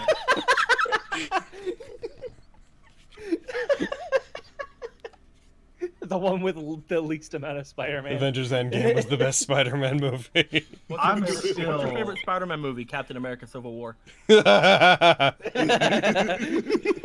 I'm still really upset that one super like girl power shot they had wasn't subverted by just Pete standing awkwardly in the middle. Because he was there. That would have been amazing. And that would have been the fucking funniest thing. That people wouldn't have whined about it, because that's definitely a gripe a lot of people shared. And I was like, it's true, it felt unnecessary. And there was people who were like on the opposite of the battlefield, like, wait, all the girls are assembling, let's go! He was in the shot. He was off to the side, but like him dead center is like a just like looking around like should leave. him just like looking back and forth to like seeing everybody like what the what? Gil bothers me mainly Why because have that you all specific gathered to this one spot? mainly because of that specific kind of arrogance bugs me. Gil's earned it, man. Gil saved mankind and established mankind as like an independent thing from the gods. He's allowed to be a butthead. That's the thing I love about him, is that like he's absolutely earned all the arrogance that he has. Yep. love Here's characters that can here's the back up thing. their arrogance. He talks like he's better than you. He is. Because he is. And you can't take a moral high ground above him. It's like, I think you're a butthead. I saved the entire race and established civilization. Yeah, but you're a butthead. My ego had to contend with gods. But I hate you. Alright. And why would I listen Why to should I care? the mongrel? See, you can understand why he's arrogant. You don't necessarily have to like that he's arrogant, but you can I mean, I like understand why him, he is. No, but it's not something I dislike his character for. Yeah. It's not He's like earned he's... it. I feel like characters. But if I like met a person like him, I would. Oh no, I wouldn't get along with him. Absolutely. Hot take, Chad. I If feel Gil like was characters in like D&D, that he'd be in lawful media good. are definitely needed. Sorry. Who's Gil? It's like, who's Gilgamesh? Yeah, it's Gilgamesh. That's why every time Marisha rolls in Critical Role, she says, "Don't fuck me," because she doesn't want Gilgamesh. She's talking about Gilgamesh from Fate. Just screw over. Don't fuck me, Gil. You fucked me, Gil. I'll be right back. But yeah, that's a thing that you can fucking fight about for years, but technically isn't wrong. If Gilgamesh was in D&D, he would be lawful good.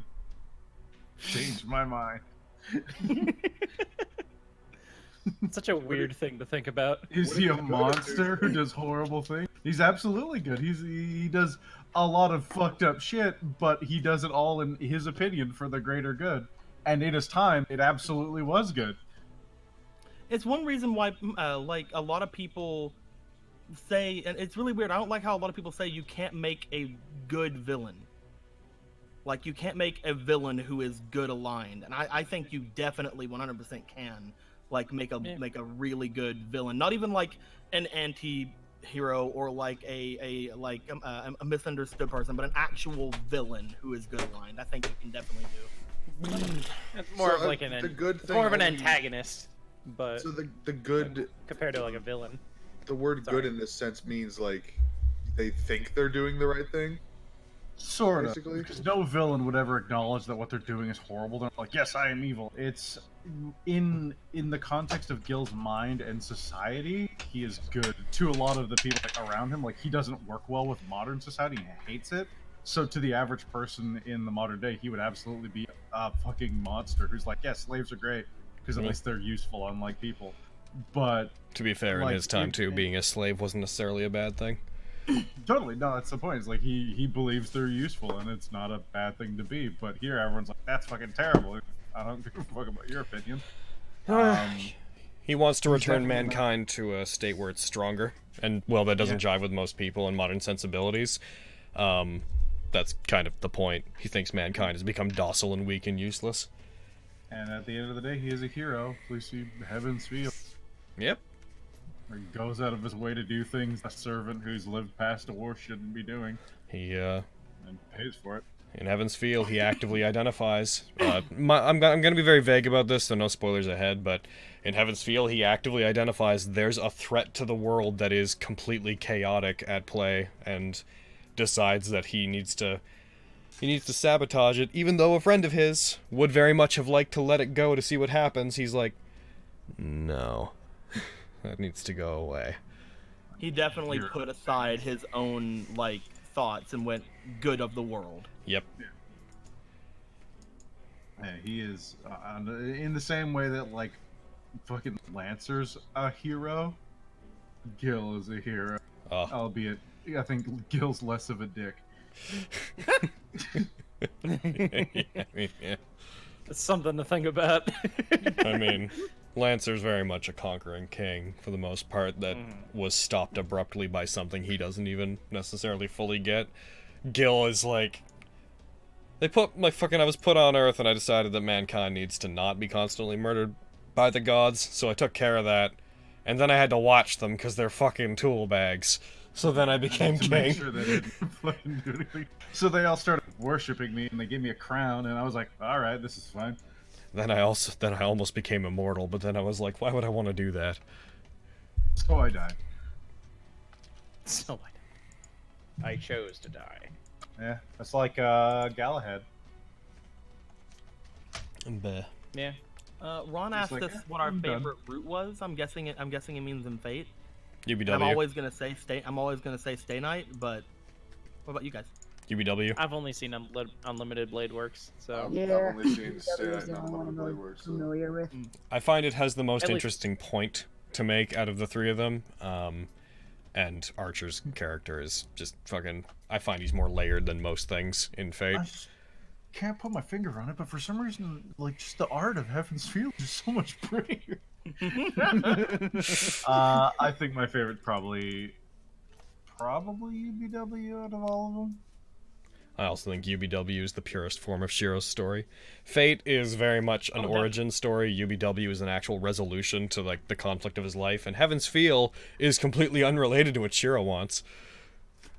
UBW is definitely more about Shiro than it is about anything else, and I will 100% agree with you on that. Yeah. Favorite D&D show other than Critical Role? Nat19. I love that UBW is like fucking a philosophy major being like, you know, everything you think about life might not be right. And then fucking Heaven's Feel is just a large neon sign that says, you're wrong! You're wrong! I like to answer the question that you brought up, Aaron. I like Adventure Zone a lot. It's very Oh, fun. hell yeah. It's a good time. Sharkboss, you say UBW is a happy ending? Happiest ending. It's okay. So it's the only one. He does end up like the most refined in it. He does end up with the best perspective, I think, and he also ends up with the girl, in a state where he hasn't had Ilya's horrible dead. things. Totally. Yeah. Ilya's always dead. She's not dead in in Stay Night. She dies 3 months after Stay Night. Yeah, well, she's not dead in Stay Night. You're My missing point one is point. still there. She's not dead in Stay Night. I see. Ilya gets Doesn't fucking have her Shiro. heart Shiro's without alone her and is heading for putting tragedy, stages. but Ilya lives for a few months, so that's good. That's fine, yeah.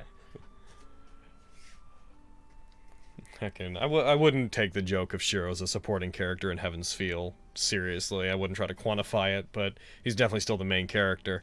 It's just, his dream is superfluous. His goals are superfluous. He compromises on everything he believes. Oh. Heading for tragedy? Yeah, fucking Fate Stay Night Shiro is on his way to being upset.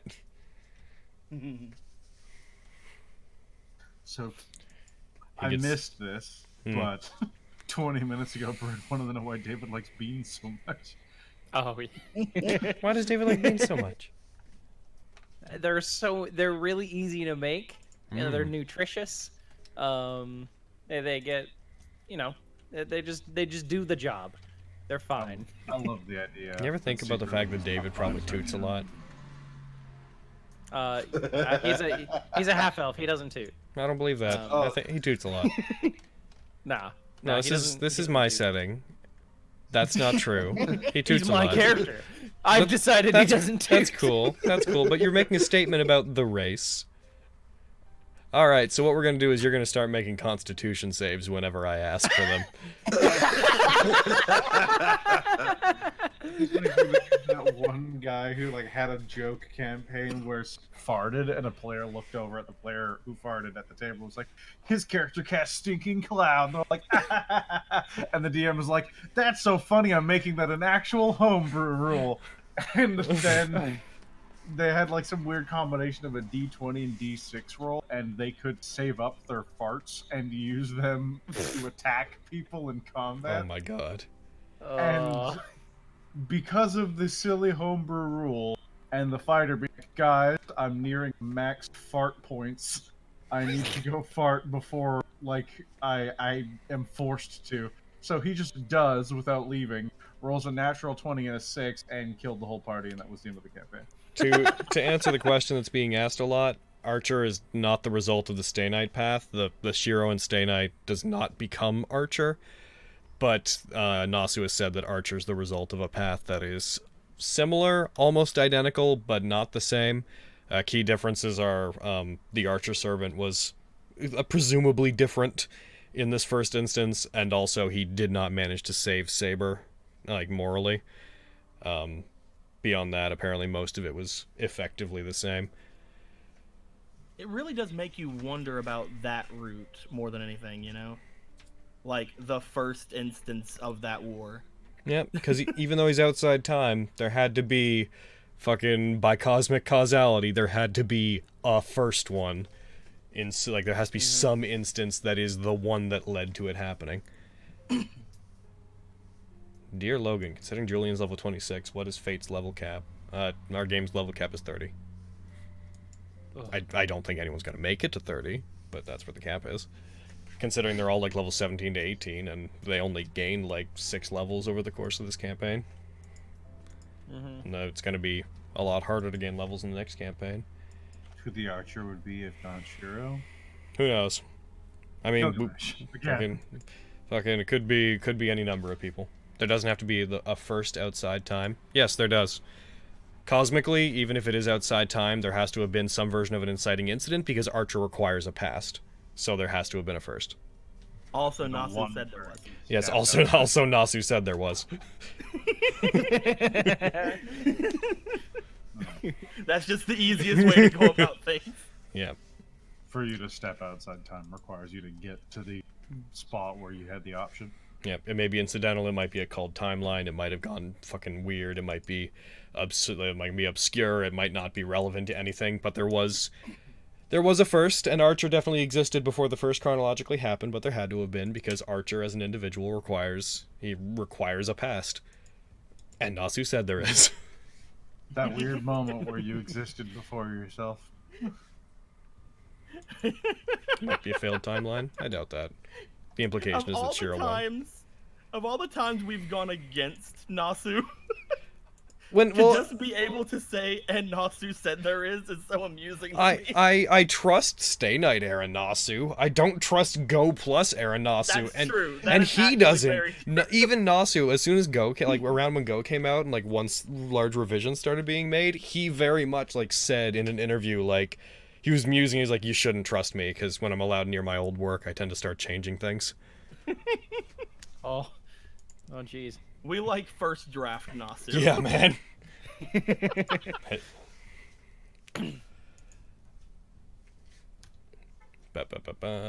Dear Logan, has Orla basically achieved her happily ever after now? War's Still not gotta destroy over. the hand, man. She hasn't taken the arm off yet, so... Taking the arm off yet, and she's got one of the strongest mages on the planet trying to forcibly waifu her. Yeah. Yeah. Like the In the name change to 20s. Saber. The name change to Saber thing is a translation issue that became way too popularized because of Go. That wasn't Nasu, I don't believe, saying anything. That was Go being fucking weird about how they translate names like Artoria. Fucking stupid Go. Oh, they did like Arturia shit. Arturius. Fucking. You think characters can get a happily ever after in one of Logan's games? Why not? I'm capable of letting people be happy. Leave me alone. Sterling yet. I mean, it is a fake game. Leave me alone. Yuno and Noriko are going off to be happy, so get dunked on. Yeah. They're gonna go to this nice little cabin in Siberia, start up a fire, and hug or whatever. They're gonna go be happy. Whatever They gay got a things nice they're place doing. in Germany. What- Or whatever lesbians do. I don't think about it. I Yeah. give them their privacy in my mind. No, Figure you they don't. just hold hands or something. Yeah. Read books. Probably read books. Probably one has to hold it and the other has to flip the pages because of the hand holding. Fucking. Could you imagine like if she couldn't get her arm back and it's like they like love books, but it's like Noriko can't read books because she can't turn pages, and Yuno can't read because she can't see. And they're just like, I guess we're never reading a book ever. Yeah, again, they just use that strategy where One turns it. Noriko holds it with like one hand, and she gets Yuno to flip the pages and reads it out loud. Would Yuno and Noriko still be happy if Q's wish was made? I feel like they would be relatively unaffected.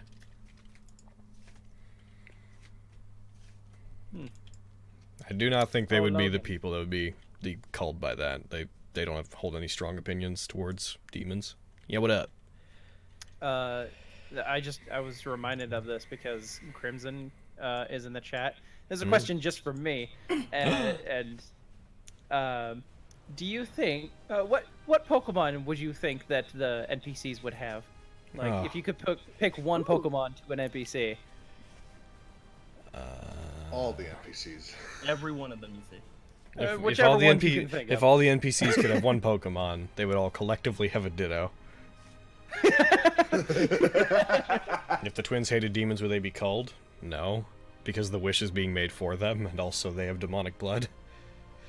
Pretty sure Malaquits would die if that But wish was made. let's see, what Pokemon would NPCs have? So you would definitely want to destroy demons, not necessarily the twins. What NPC would Pokemon have, rather? What NPC would the Pokemon have? What Pokemon would own Julian? My knowledge of Pokemon isn't very strong after Johto. It's one problem Probably here. a Shedinja, because he would have looked at its back and then it would have stolen his soul. Probably, yeah. Yeah, he's like a Exactly. Persian or something. Just walks around petting it. I feel like Saber would have some sort of fighting type. I feel like I know which one you know would have. I feel like Saber would have like a Caesar. Saber just has a hone edge. Yeah. I think you know would have the one No. that was just revealed recently. Saber would just have a fucking Steelix. Like 100%. That Yeah. feels right next to See him. that. That makes sense. That totally makes sense. Let's see.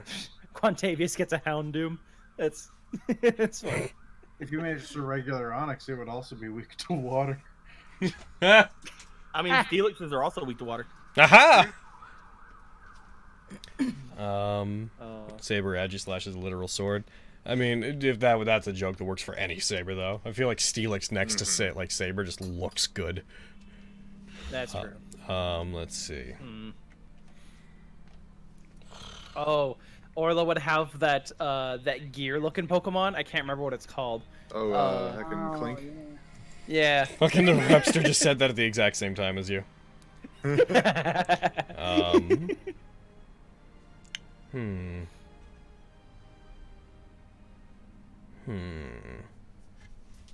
Rayburn would have a Dragonite. Noriko would have a Mankey. A Mankey. Mm-hmm.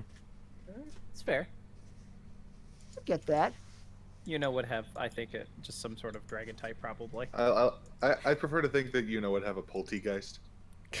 A Poltegeist. The one that just got revealed recently. It's Hey, a teacup. Are the It goes shiny? down. Hey, are shiny Charizards are black, aren't they? Am I remembering that wrong? Yeah. Yeah. They're black. In that case, fucking Ichiro would have a shiny Charizard. Oh, That's nice. fair. That makes sense. Nothing you change of the die cats, but Piccolo would be an Arcanine. Nah. I want to say just. Or Growlithe. Isn't he supposed to be like a big fluffy dog? What if they all just had like all the legendary birds, like the Dial Clan, like except for fucking Ichiro, who's like the fucking black sheep, literally, who just has a Charizard. Like fucking Setsuko has Lugia, and then Jiro has Articuno. No, like or Zapdos, and then Yuno has Articuno, and then Noriko has Moltres. So they all have a theme, and then Ichiro's on the outside of the theme. That makes sense. That'd be cool. Yeah. Fuck Also it. because they all don't want to be dragons, except for Ichiro. One is Rider Gate, Jinx. Jinx. I feel like Lancer would have a fucking Metagross or something. Totally. I see that. Don't know what that is. For some reason, I feel like Caster would have like Alakazam. Hold on. Metagross. I'm gonna find Isn't it there a for you. real Pokemon quick. that's like just a sword? Yeah. Yeah. Sure. Oh yeah. On Edge edge. Slash. Or On Honed, edge. yeah, that one. Double Aid, whatever. Yeah. Yeah. Yeah. On Edge, Doublade. I just slashed. The one I was mentioned here. earlier. Yeah. I put it in. I'm putting it in pictures chat there for you, Aaron. Hmm. I get that. Yeah. He's just an angry fucking metal thing. So. Yeah. Ooh, Let's see. alright, who's left? Lots What of would people. Sterling have? What would Sterling have? Jinx. Stop saying Jinx. Stop just giving everyone Jinx. Everyone has a Jinx. Oh, I know. Hold on. Hold on. Sterling? Like Minchino or something. All right. Uses it to pick up chicks. Yeah, here we go. A shiny Haxorus, probably. Hold on. Alright, I'm holding on. Oh, I put it in, there I you put go. it in Alright. picture chat. Represent Berserker. Alright. Yeah, Haxorus is cool. Oh, by the way, I want to just real quick. Thank you, Zencon, for all the bits that you were giving earlier. I didn't actually notice them whenever you hit them, but thank you very much for the bits. Briar would have a vile plume.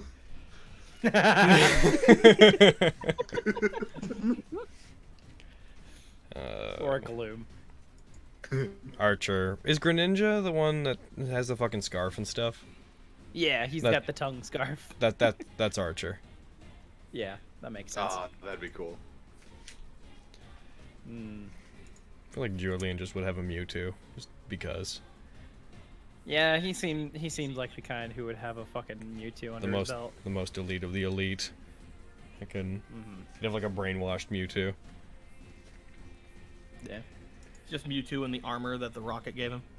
Yeah. Yeah, totally. But then who would have the Mew? Orla. Orla. It makes no sense on its own. Yeah. Orla would have a Golurk that would symbolize gear free. Oh. Or a Rotom. Or yeah, that makes sense as well. I want It just the, possesses I her wa- arm. I want the twins to have like both versions of the fucking Nidoran Nidorino. Yeah. Nido Queen and Nido King near the end of the campaign. What would Sapphire Was it Rose established have? what Suzume would have? I don't think we touched Suzume yet. I feel I don't like think we did, the something. There's no like super demony Pokemon, are there? It's Darkrai. Darkrai. Darkrai is pretty demony. But I mean, like in the Oni sense of like Yeah. Giratina. Giratina. That's more of like a, still like a demony dragon kind of guy. Hold on, I'm gonna Google. Probably, Yeah, it's the closest thing I could think of to like a demon or a devil. Yeah, visually any it doesn't Onis. feel right for her. Electabuzz. Electabuzz. Yeah. I don't know. Fucking. What about fucking. I hate Magmar. Just like hangs out Magmar? behind her. Yeah. Ooh, maybe like a Magmortar. Mm. Yeah, a Magmortar. Later, Crimson. Apparently, Oshawott Or has references later. to samurai. Oh yeah, if there's something that's a reference to it. Oh well, if there's something that's a reference to a samurai, I'd throw that at Sun Archer. Huh? If there's any Pokemon that represents a samurai, I'd throw it at Sun Archer before I threw it at Suzume. Oh, because it becomes makes Samurott. Oh, yeah. Mm-hmm. Logan, Oh, it's yeah. if Lancer had to join with Orla and Saber, do you think that there's a good chance of them winning? Yes, if Saber and Lancer were on a team with Orla and they decided to win the war, they would. That's his. I mean, if we're talking, if it had happened in the moment, I wouldn't say that, and I'd be like, let's see where things go, and I'd fucking. There's ways to beat them, but just in terms of like fucking looking what they can do, I'd be like, yes, they win the war through sheer fucking disgusting resources. combo. Hi, this is Orla with her two friends, Mr. Break Your House and Mr. Break Your Spine. Fucking Saber would be hanging out defending her, attacking anyone that tried to go near her. Lancer would be in the battlefield fighting people. As Orla's casting Meteor Swarm on the battlefield, not hitting Lancer because magic resistance. Fucking you lose. Oh, that's so bad. Oh, that's such Concavious that's is so just bad. like, how did this happen? Aren't two servants really hard to maintain? For lesser mages, yes. Orla's a fantastic mage. She wouldn't have made the Very offer if she didn't think she could do it. Plus, Saber has a bit of a battery on him, anyways. Isn't she also getting fed like a ton of magic? From the arm and stuff? No. No, the Titan's hand doesn't help her out. In fact, it leeches off her a little bit.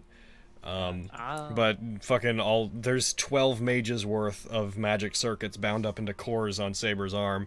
He has the benefit of 12 mages supplying him magic at all times. Oh. Which he can do really crazy things with and just hasn't done yet. And that's why he's not really concerned about fading away right now. And that's also why he was mad at me. Excelgor. Because I turned that off for a little bit, and he's like, "You son of a bitch!" What was that, Aaron? This would be a good one for Susan. What was that one called? Excelgor? Put a picture of it in pictures chat. Oh, it looks so that moody. one. Yeah. He's a really speedy floating bug. behind her. He's like, He's like, if you made one of the worms from the Worms games a ninja.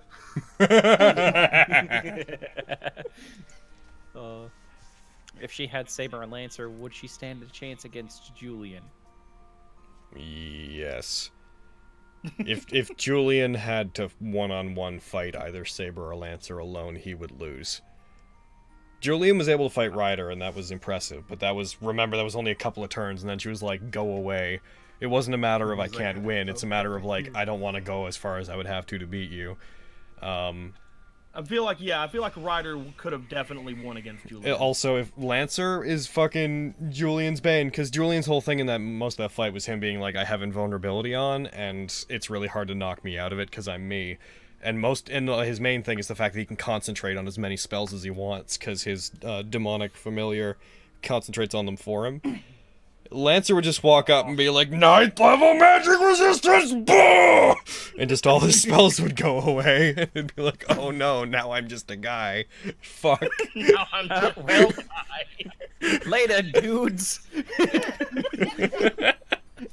Oh no, now I'm just a guy. I mean, he could still fight back a little bit, but when it comes to sheer fighting ability versus Lancer, it's like, no humans winning that.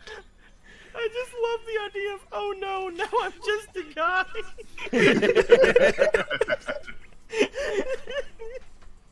hey, what you need is some solid dick from Iron Man. Good old-fashioned slang. Not from Iron Man, from an Iron Man. That's right. Because it's Iron Man saying it. I've never heard that slang term before. Yeah, When you if a think guy's of it like giving you that- some dick, it means he's giving you advice.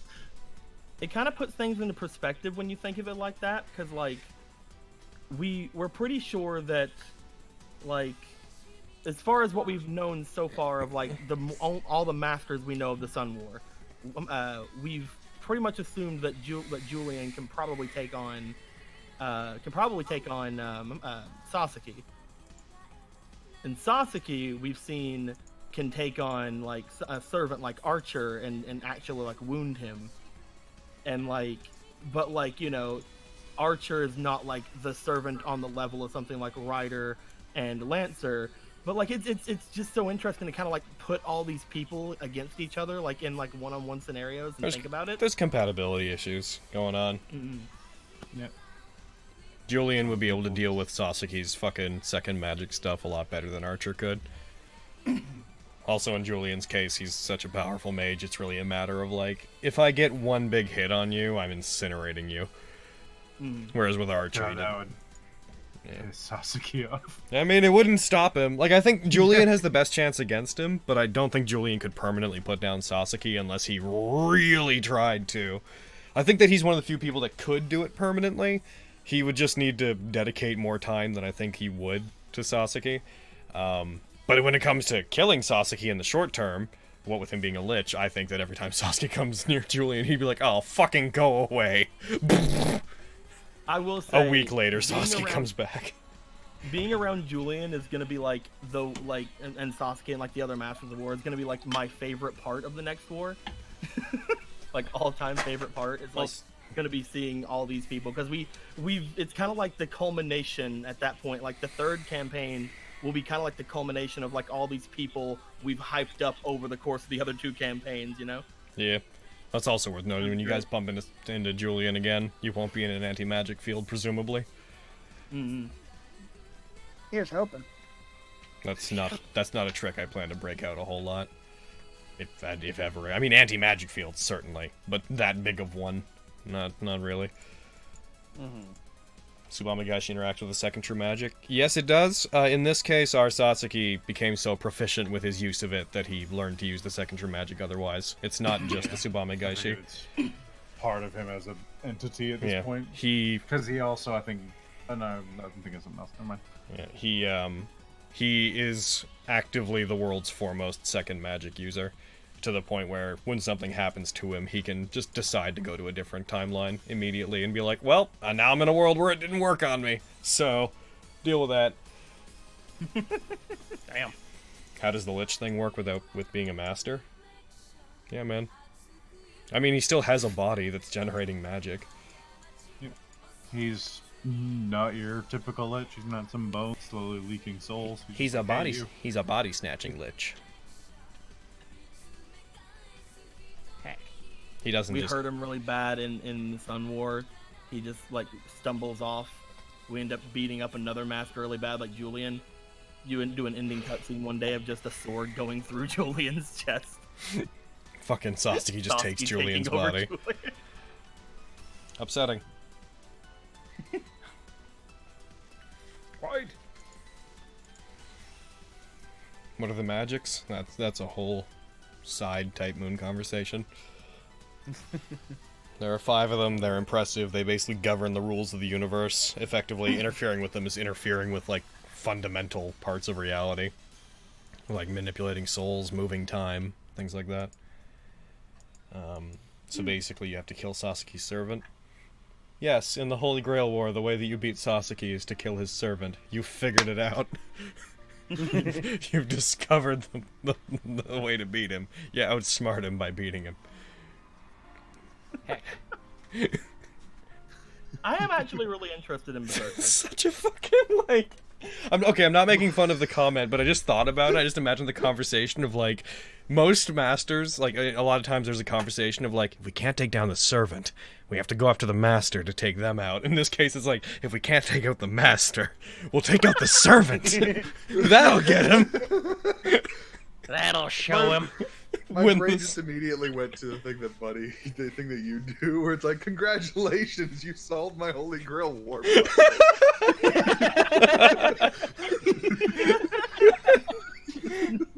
Good job, guys. You solved my Sasaki puzzle. You solved the Sasaki puzzle. Says Eldritch is not a thing, sad. I've been very clear in the past that no named characters from Proper Fate or Proper Type Moon are in this world. But what a female King Arthur. That is the only exception. But is there still something in Clock Tower's basement?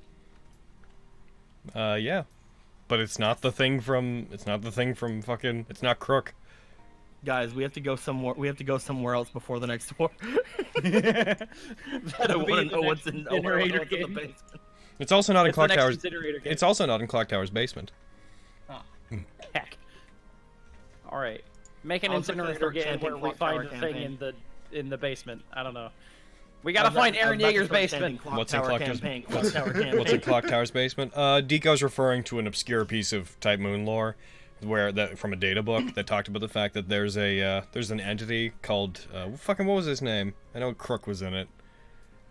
There's a I don't remember his name, but there's a guy locked in Clock Tower's basement that's sealed there that basically the Mages Association can't figure out how to kill, and they've said he has a sorcery trait that makes him like the most troublesome person for mages alive.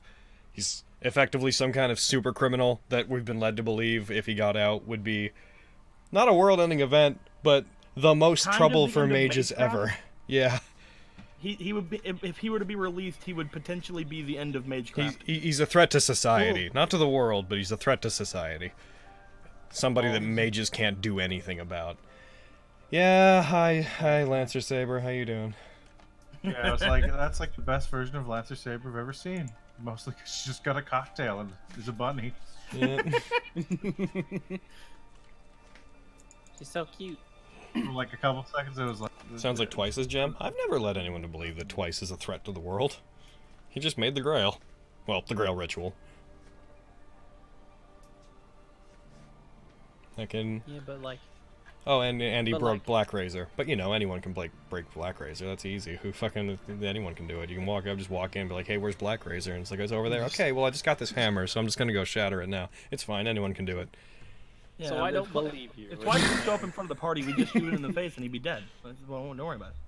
I also enjoy when you made the comment before. You were like, I'm just come to assume that Twice can show up wherever he wants. It's like, no, only to you guys. Only because you're connected to a piece of magic that he's the central part of, so he can just be like, oh hey, what's up? You haven't actually physically met Twice at any point yet. He's elsewhere. You know what with the breaking Black Razor. I'm only assuming that eventually Twice is gonna show up to Malaclips and tell him all about things, since everybody talks to Malaclips. Yeah, man. That's gonna happen. It's just he's just gonna leave. Like I'm not even gonna play him at this point. Like it's gonna be sometime. It's just like I'm like after everything, and Malaclips is just like on a beat somewhere, just gonna hear in his head.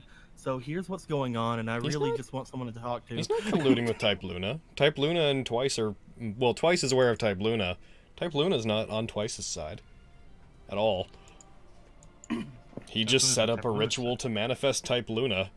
Type Luna's not like, yeah, you're my friend. It's like, ooh, an opportunity to manifest. Neat. He just set the ritual up and counted on the fact that Type Luna probably wanted a body. And he's just been hanging around. Just hanging out, man. Just Who's hyped hanging for out. Joker? I mean, whenever they come out with Persona 5R, it's not really going to be out for us yet. It's going to only be in Japan, and then like maybe Yeah. next year we'll get it. Although, Oh, actually, so to be bad. fair, I mean, we've heard from the trailers and whatnot that, like, the English dialogue's been recorded. I mean, I wouldn't be sad if we got it around the same time. Yeah. I wouldn't be at all disappointed. I think since they don't have to deal with, for the most part, they don't have to deal with casting and whatnot, so, I mean, I think it only comes down to, like, art assets and whatnot. If they really, really want to give it to us at the same time, I'll accept it. I won't be upset. Guess I'll just accept it. You still don't know what Twice is, and you don't know if I've said it. Twice is a guy. He's just a guy hanging out, man. Nothing special about Twice. Yeah. He's just around. Be right back. Zero special things. No, there's about him nothing whatsoever. special about Twice. He's just a dude. He's just around. He's just a dude living his best life. He man. just made the Grail. He was bored one day, made the Grail ritual, and then he was like, well, I figured this out. Maybe I'll make a second one, too. And then he made a second Any Grail normal person ritual. can do that. And then he was like, you know Guys, what? I think they've already figured it out. I was like, I think I figured this out. I think I've made 2 Grails, and they're not getting any better than this, so I'll just let these play out, and then to the Bahamas with me. I think they've already figured it out, Logan. I think they know who Twice really is. Go ahead, say something about one of your characters. Do it. Well, Fucking first tie it off, back to I you. was gonna say my character. Thank you very much. Oh yeah. I was gonna say it was Voidwalker. Ah. What? Never mind. Okay. You fucking tried to take Suzume's fucking demon and make a Kisei. I don't trust you anymore. So a guy in England See- got charged $67,000 for a beer. What? See, What? I don't think that making the demon Gisei is much of a stretch. It is a huge stretch that is entirely unrelated in every way. Nah. Listen, Logan. Shut Clearly, everything about Suzume has to do with Gisei. Clearly. up. It's true. It's not I'm just the actually- flower I'm and that playing around when alone. it comes to the demon, but I am actually very, I think it's really cute that the flower in her hair basically was only put there because of Gisei. Yeah. I think that was really cute, and I think It's that was the- really cool of you, Logan. It's the same. It's the same Black Lotus that that heckin' he had. Yeah. I think that was really cute and really cool of you. Yeah. What could he have been Lucky Benny all along? Meh. Could he have been Lucky Benny all along? He's just like messing with fucking high magic, and he's just trying to make a Grail thing, and he just happens to put all the pieces of like a fucking circuit board made out of mud and twigs in the right place, and it makes a Grail ritual. It's like, oh shit, that worked. Neat. Ah, good. I did it. He's just. I can do it again. Oh, fuck Ah, yeah. cool! Oh, this one uses the sun! Nice! Twice is actually just Logan. Nah. I have no idea if Twice will ever be more important than he currently is. Maybe he will. I'm confident he's just gonna show up at the end and just fuck with the ritual somehow. I don't know. You know, I've been saying since the start of this thing the Grail's not corrupt, and I don't think going for a the Grail's fucked up ending would be very original of me, so no. I didn't say it was corrupt. That would, in my mind, that would be the same thing. Having an ending where the Grail was messed with and did not perform as desired is, in my mind, the same thing as the Grail being corrupt. It's still a the Grail messed up ending, and I'm not about that. In the end, it turns out the Grail never actually was designed to grant wishes. The real wish is the friends we've made along the way. The Grail was actually just a timer for this space cake. Here you go. the For this Holy Grail space War cake. was the Suzume we met along the way. Here is this space cake. That's why Don't eat it too fast, it is hot. That's why it summoned an alter ego. The point all along was to give Suzume a situation where she could be summoned. The point all along was to give Suzume a way of which she could be smooched. You get kissed and stuff, and So is maybe the hold Grail mud hands. in my universe? I mean, the Grail mud isn't actually the Grail. Apparently it's Grail what? Grail mud, the like liquid curses that come out of the Grail that every time it manifests, they burn away humans unless they're magical and corrupt servants. That's not a Grail only phenomenon in Type Moon. That's related to a bunch of different things. Okay. To answer the question as intended, though, no, the Grail does not produce Grail mud. It does not produce the blackening effect. The real Also, wish. so she can have a bath for the first time. You're just saying that to throw us off from the Grail being corrupt? Yeah, totally. The entire reason this war was made, and so Suzume could be summoned and make that, like kind of like just very really cute ass fucking noise when she got into the bath. And so she can have hot chocolate and malts. It's true. Because Man of the Eclipse was planned. The Grail just wants people to have a chance to be happy. That's all it is. It's not its fault that everyone's fucking that up for it. It's not its fault that It's all just these sitting there being like, fucking no, I just wanted all the well-paid heroes to have a friends are here." chance to be happy and to give everyone a chance to get what they wanted, and you're all killing each other, and this isn't what I wanted! Stop down, you cowards. No! They're just being a dick. It's just Suzume loves it, seeing man. everybody fucking fight over the Grail. Let's just stop fucking in the moon and be like, stop it! Stop! What are you doing? No! The Grail's just like a personified little uwu girl, and like she's just like, I only did this so that the servants could have a little bit of time on the world and everyone could have a wish, uwu. But then God, I hate it. Taidwuna and the Grail patrons and The moon just the moon shakes with a thundering ooh. if you guys would not have fought, then I would have gradually got mana over the course of several years, and the servants could have stayed. Jeez. And they would have eventually been gone, but they would have had a nice couple years. I love looking at my timer and realizing it's been on for days and just being like, that's a lot of hours. Reset. Going how long? Reset. Oh my god. Type Luna is really, or just a really aggressive shipper. Fucking, it's just. But what would happen if I put Suzume next to Venus? Go! Fucking watching Fergus and fucking Sir Galliot fight. And he's like, no!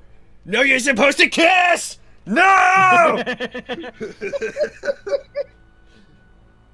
This isn't how I thought you would be at all! You're supposed to compliment each other! No! They try to push Suzume toward Ryder, and like Quantavius' barriers there, and they're just like, no.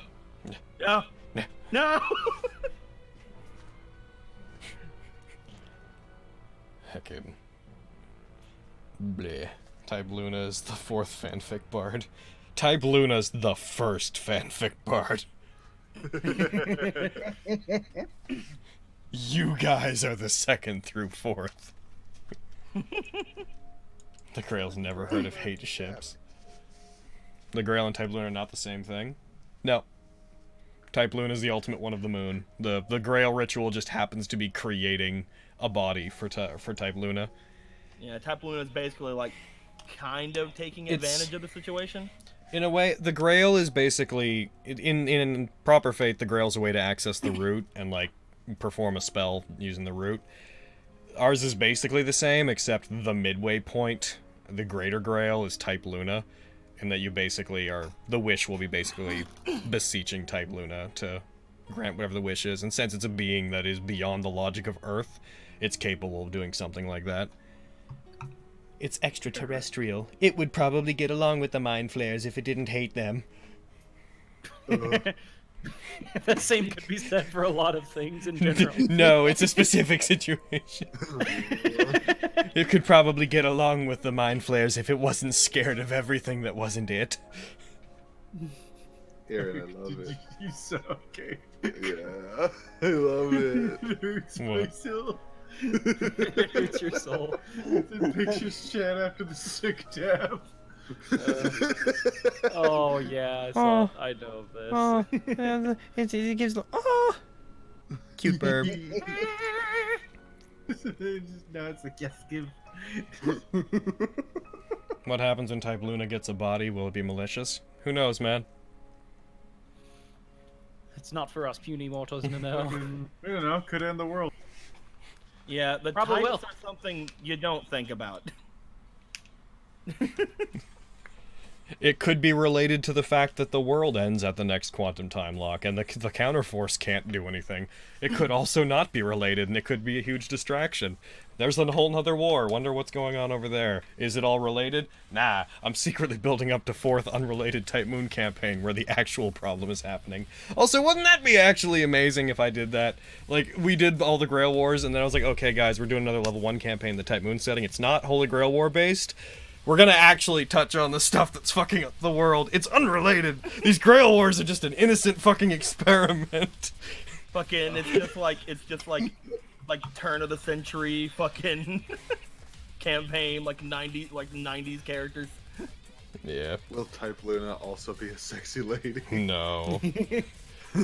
Really? No. Can you say that honestly? I can say that with complete certainty. Yes. All right. It is not. Man. You guys also won't. Sexy man. You guys also won't be seeing Type Luna probably in your character's lifetimes. Oh shit. Not even David? Not even David. Oh. It's creating, like, we've been over this before, the moon's an egg. It's not going to hatch immediately. It's creating, like, something it can incubate in, and then it's going to have to actually grow inside of it. And that's going to take, you know, possibly hundreds of years. Oh, fun. Ow. In the meantime, it'll just be creating this perpetual fucking space temperature blizzard. That's fine. The problem with D&D's guns are not balanced realistically. Any conversation anyone has about weapons being balanced realistically in D&D is fucking hilarious and annoying.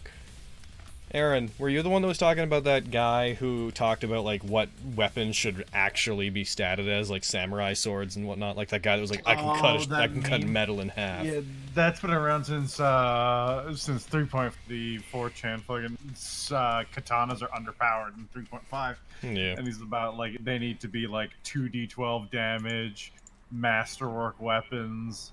I could really give them special.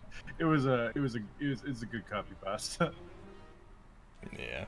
Instead of just making them, you know, a long sword, because that's what they Just are. the fucking weird thing about that is just the idea of, like, everything needs to be more damage. But if you raise the amount of damage on everything, you're just kind of raising the standard. Adding numbers. Because the numbers are abstract. They represent, in, like, whatever they need to. I can't remember what game it is. There's a game that, like, everything does, like, 10,000 damage. But I'm like, you could just remove a couple zeros and you're all doing 150 here. Like, all of this seems really reasonable for what this game is doing. But they just add the 80 kajillion thousand. It's like, oh my god, look at all that damage. I'm like, it's the same. It's exactly the same. Seems like a world-ending threat is something everyone should be concerned about. Modern man does not need to know about Type Luna if it does end up appearing in the sky. They can do nothing to it. They are better off knowing it's not there. You could nuke that moon, and it would do nothing. It would just be... It would just be... Nukes don't exist yet, so they're double fucked. Yeah. The first test of the nuke is they use it on that, and then no nukes are ever made again, because they decide if they can't break that stupid second moon, they must not be useful. Very good. Also, everyone beneath it got radiation poisoning. I mean, at that point, who would be beneath it? If it's in the sky and this blizzard stays until, like, nukes come into existence, you'd be like, there's no one left in Leventina. And Leventina isn't anymore. Yeah, landscape-wise, Leventina would actually be pretty good at containing the fallout as well, given the shape of the land. Like, it wouldn't really... Depends on winds. It also depends on if it'd be an air detonation, so that would be ideal for not too much fallout. Yeah. Well, like, the valley would ultimately contain a lot of it, and, like I've already been describing to you guys, the wind in Leventina has started to become a case of, like, winds are all going toward the moon. So, like, it's like a vortex that pulls everything towards the center. Where are they, Logan? Somewhere in Europe, right? They're in Leventina. That's an actual place. This valley and all the city or all the towns and whatnot that we've used, they are all like places that existed. Obviously, I've changed them somewhat, but they're all places that have existed, and I've also used the approximate populations that would have been there at the times. Like, heckin', even the church and stuff, like, some of the locations I've used are... Fun fact, the map for the church where the practitioner stays, I looked up that church, and I just based it off of what that church looks like. Like, that is just my best attempt to recreate the inside of it. I took some liberties with the hills and the walls and stuff, but the floor plan and whatnot are exactly the same as the actual church if you went there. Remember what he said it was an 80-person town? That town's literally 80 people right now. Yeah, man, fucking... Yornico's tiny! It's still tiny. It's really pretty, but it's really tiny. How would Type Luna feel about the moon landing? I'm playing Spider-Man right now, and Yeah. I'm in one of the the base missions where you gotta like beat up a bunch of people. And this man here is stuck in a car. I can't complete the mission Oh, because he's stuck. Oh no. Get out of the He's car, hanging out in sir! the car. Like, I can see his outline, like, because I scanned him or whatever. Spider And sense. he's just, like, trying to get out, but he's just stuck. Oh, no. Destroy the car. Is there? Why Can can't he? you Why can't he switch get over out? To, can you switch over to like one of the AOE suits and like try to do damage that way? Like blast him out, like blast the car to a position where he could move, that kind of thing. Yeah, because there's like all kinds of suits that like the Rocker Spider-Man suit does like damage in an area. There's like the one that like spits webs everywhere that could potentially get him out of things.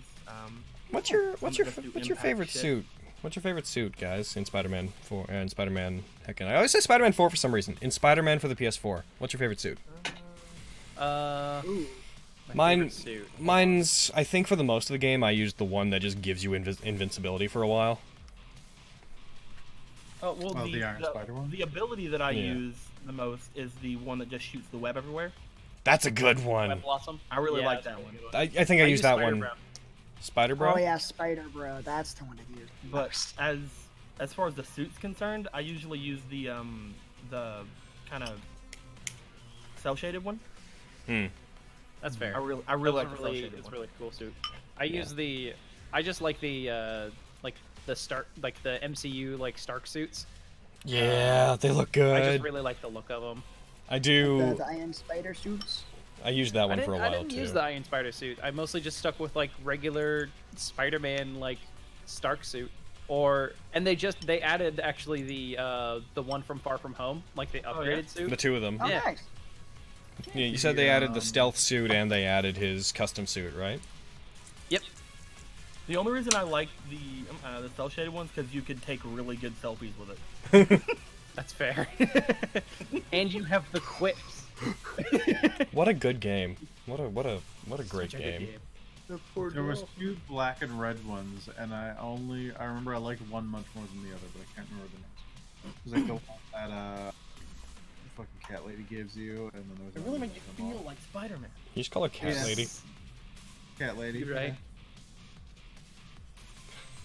Oh, black cat, the black cat suit, the one with the kind of claws on it. There's that one and another one, and I can't remember which one. That one was a really good one. I remember when we got that, we just, even though it wasn't the best suit we had, we wore it just fucking out of spite for a while. It's like, it's There fucking... are like 3 enemies that are fucking trapped inside things right now. Enemies? Ah, it's so annoying. Spider-Man It's was like, a God damn it. servant. What class would he be? The Spider Servant, obviously. Anyone remember Unconscious Man? Oh, Aaron. Oh, Aaron. Probably Archer. That was probably one of the most. That was one of the best impromptu, stupid moments we've had in basically anything. That'd be like the best thing I would give Spider-Man. Unconscious Man. Unconscious Man. Oh, an May Archer is servant? unconscious. I would probably say Man. Archer. Probably. What was the question? Like what? Oh, what what servant servant class would Spider-Man be? He'd be Yeah. the Spider Servant. Fucking, he definitely has the right attitude and mobility, so, totally. Like he'd be super strong for an archer. Like he'd have a really high strength stat, but that's just a unique thing to him. Oh, you mean... Okay, I misunderstood the question. He'd be a Spider Servant. I took it as which servant might be a good Spider-Man. So when you said Archer, no, I was no, like, no. yeah, Saratobi would be a good Spider-Man. And I was like, out of everyone. You mean what class would he be? I don't know. I feel like more like Ryder. He'd be a Maybe Spider-Man. Ryder. I mean, because like mobility is what riders are. Spider Servant. Spider servant. Extra class spider Spider servant. servant. We've The done it. Spider problem servant. with like classifying Spider-Man in a servant class is Spider-Man is so good at everything. Yeah, it's pretty. I mean, he categorically wouldn't be a saber, and he wouldn't be. No. And he wouldn't be a berserker. I mean, Venom. There's a chance of him being a berserker. There's a good chance. of him Symbiote being a Spider-Man would absolutely qualify for. But then you just get into. Yeah. I mean, it's also he's been around so long as a character that it's like, yeah, he could be pretty much whatever you wanted him to be. I'm sure if we look hard enough, he used a sword at some point. Spider Servant. I wouldn't give him Lancer or Saber. No. I'd be for Rider. I wouldn't give him Caster. Rider and Archer. Rider and Archer and Berserker seem like the ones that'd be the most easy to give him. I defy you that at some point Spider-Man has probably worn a suit made of magic. Oh, 100% he has. I know for a fact he has. I fucking. You could even make a thing saying that technically his powers have always come from like the Spider-Verse, the which web is of in a sense magic. So or maybe ruler, Avenger or ruler. Those would be some of the last things I gave him. Or Saver. No, that's like one person. He's the Spider Servant. Saver isn't people that save people. It's like Jesus or Buddha. I can only treat this question. The I Saver. can only treat the answer as seriously as I take the questions. The Spider Servant. Yeah, I would most likely give him either Archer, Rider, or Berserker. You know what? The other ones don't. We could give him Caster, actually, definitely, but I would most likely give him those. You know what, Aaron? You've convinced me. Spider Servant.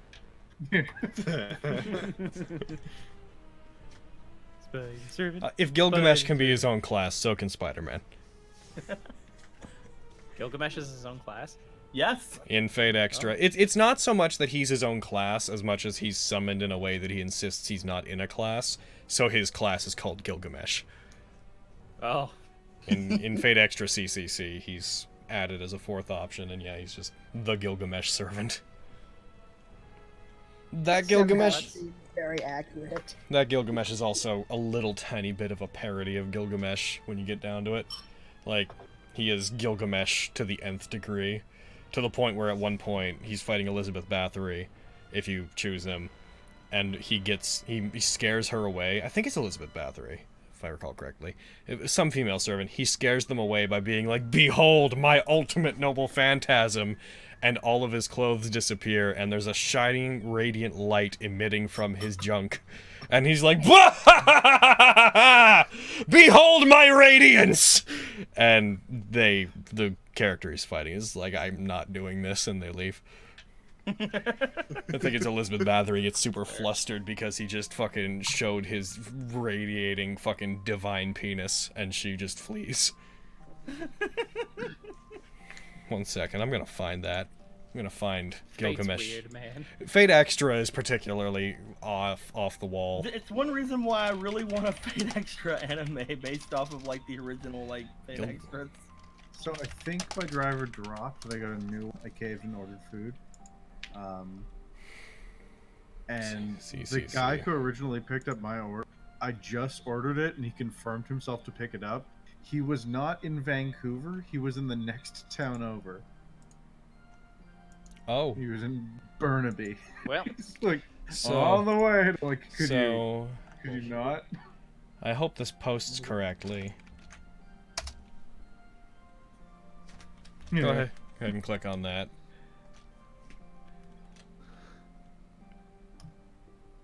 Castoff.gif. So wait. Gilgamesh's technique to expose Lancer's third SG is AUO Castoff, a way for him to cut loose and hear the lovely voices of miserable girls that are an instrument to be played by the king. Removing his clothing, he exposes his naked body, a thing of supreme beauty surpassing the most perfect diamonds in the world, and having great effect upon young virginal girls like her, as he poses provocatively and calls for her to stare fervently at him if she is truly accustomed to such. It is super effective against her and allows for her SG to be captured. SG's St. Cliff. Though his plan was for her to be entranced by his glory and surrender herself, she instead runs away, possibly because he was too beautiful even for one who pursues beauty, and showed too much of a difference between them.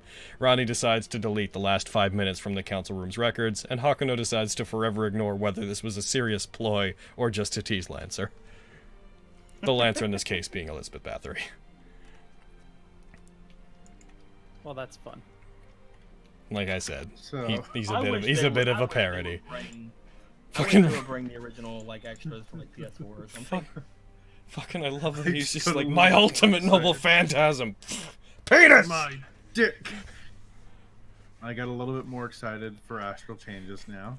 Yeah. Because someone just posted a meme of two of the characters from it. Like, blurred the fuck out. I'll just post it. Here you go. Hey Logan, what would be your personal servant? Sun Archer. Sun Archer. Give me Sun Archer. Sun Archer. Want Sun Archer. Give me Sun Archer. Sun Archer. Ow, motherfucker. Oh, that's awesome. We should probably think about, we're at like 2.5 hours. We should probably think about breaking at some point, since, you know, things have wound down relatively. I mean, I feel like we're doing the things that we do on break right No, now. I mean break as in stop. Oh, gotcha. I was like, okay. Like, we should break, like scatter to the winds. Scatter! Sun Archer or Carrie Logan. Oh, don't make me choose between Sun Archer or Carrie. That's not fair. One's fake. One's fake, and I don't hold that against Carrie. One's fake, and as such perfect. Oh, but Carrie's. Don't do that. Don't do me like this, chat. Don't do me like this. Why not both? Don't do me dirty. That's, Don't do me dirty like that's this. dangerous. Could caster disarm Gil's Aya? No. It's not a sword. It wasn't made by mankind. It's a godly sword. It's not a sword. Could Assassin's Godly, Blade whatever have it is. gotten rid of Aya? It is. It is a drill that is the start of the universe, or the start of the world, is what it is. Could Komichi Sounds like something have that'd be in stopped fucking Aya? Gurren Lagann. It's a Logan. yeah, with a Could Komichi have stopped Aya? no. Well, it's an EX rank Noble Phantasm, and the save against it has a bonus based on the rank of the Noble Phantasm. I would say no. I would say that it was entirely beyond ceiling, given what it is. Yeah. Anything that's EX rank, you'd have a really hard time sealing. So you're saying there's a chance? I'm saying that in the case of specifically Aya, I'd probably be like, no, it doesn't work. I'm saying that in the case of EX stuff in general, you'd have a very hard time.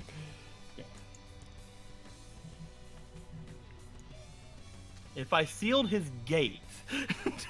Someone's hacked You Robert can't hit the Downey gate. Jr.'s Instagram. Damn. What? What? Are they leaking his nudes? I don't know. God, I hope they are. Welcome to the Fappening Part 2.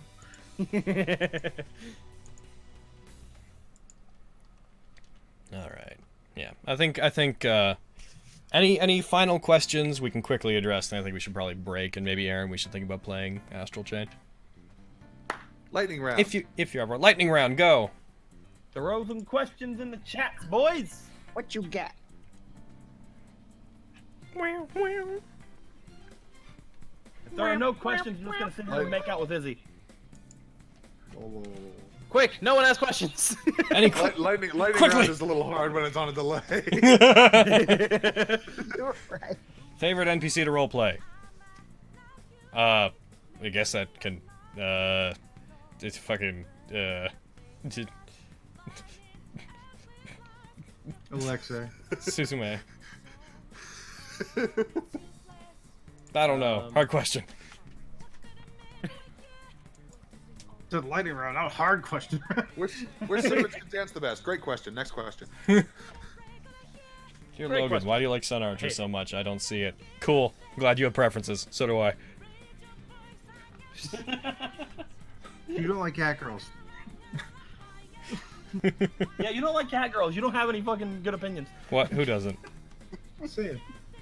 Oh, yeah. Wages wars against them in my chat. Wow. Demon. What does Demon What Bryogen do to Bryogen Ian? do It does. to Ian? It does the same thing as the old one.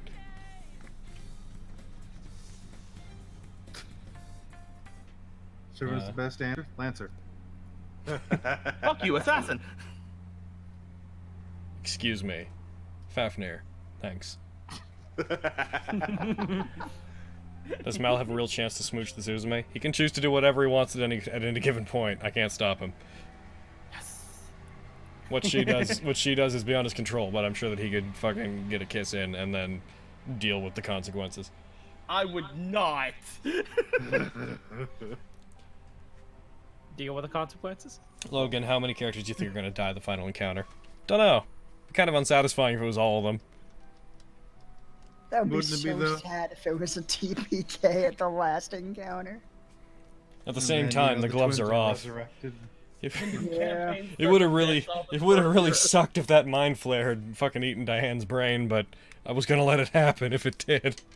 You really need to see how the fucking Sun War starts with just the twins alive and most other people they've ever known being dead. End of the campaign, servant dance off in the Throne of Heroes. They don't have bodies in the throne. That's correct, the throne is not a physical place. That doesn't mean they can't dance! They can try. You can dance if you wanna. Quantum vibrating fucking quantum vibrating intensifies. Who can quantum vibrate the hardest? Caster. Fucking just quantum, like, all that happens is that outside time in a pocket where nothing exists, only a sound comes into play, and it's just a very low... As all servants across all of time start dancing. And then just one really quick, ah shit, Kuhulin's really good at this! Oh, shit. Amia, get in on this! No. I don't want to. I don't wanna. Alright. Ah, you're vibrating. It's like the equivalent of tapping his foot. It's just like a... I don't understand music. I don't understand music these Logan, days. who did want to win the war besides the party? I mean, all of them going into it. Everybody wanted to win the war. Yeah. Alright. I believe... Alright, that's our lightning round.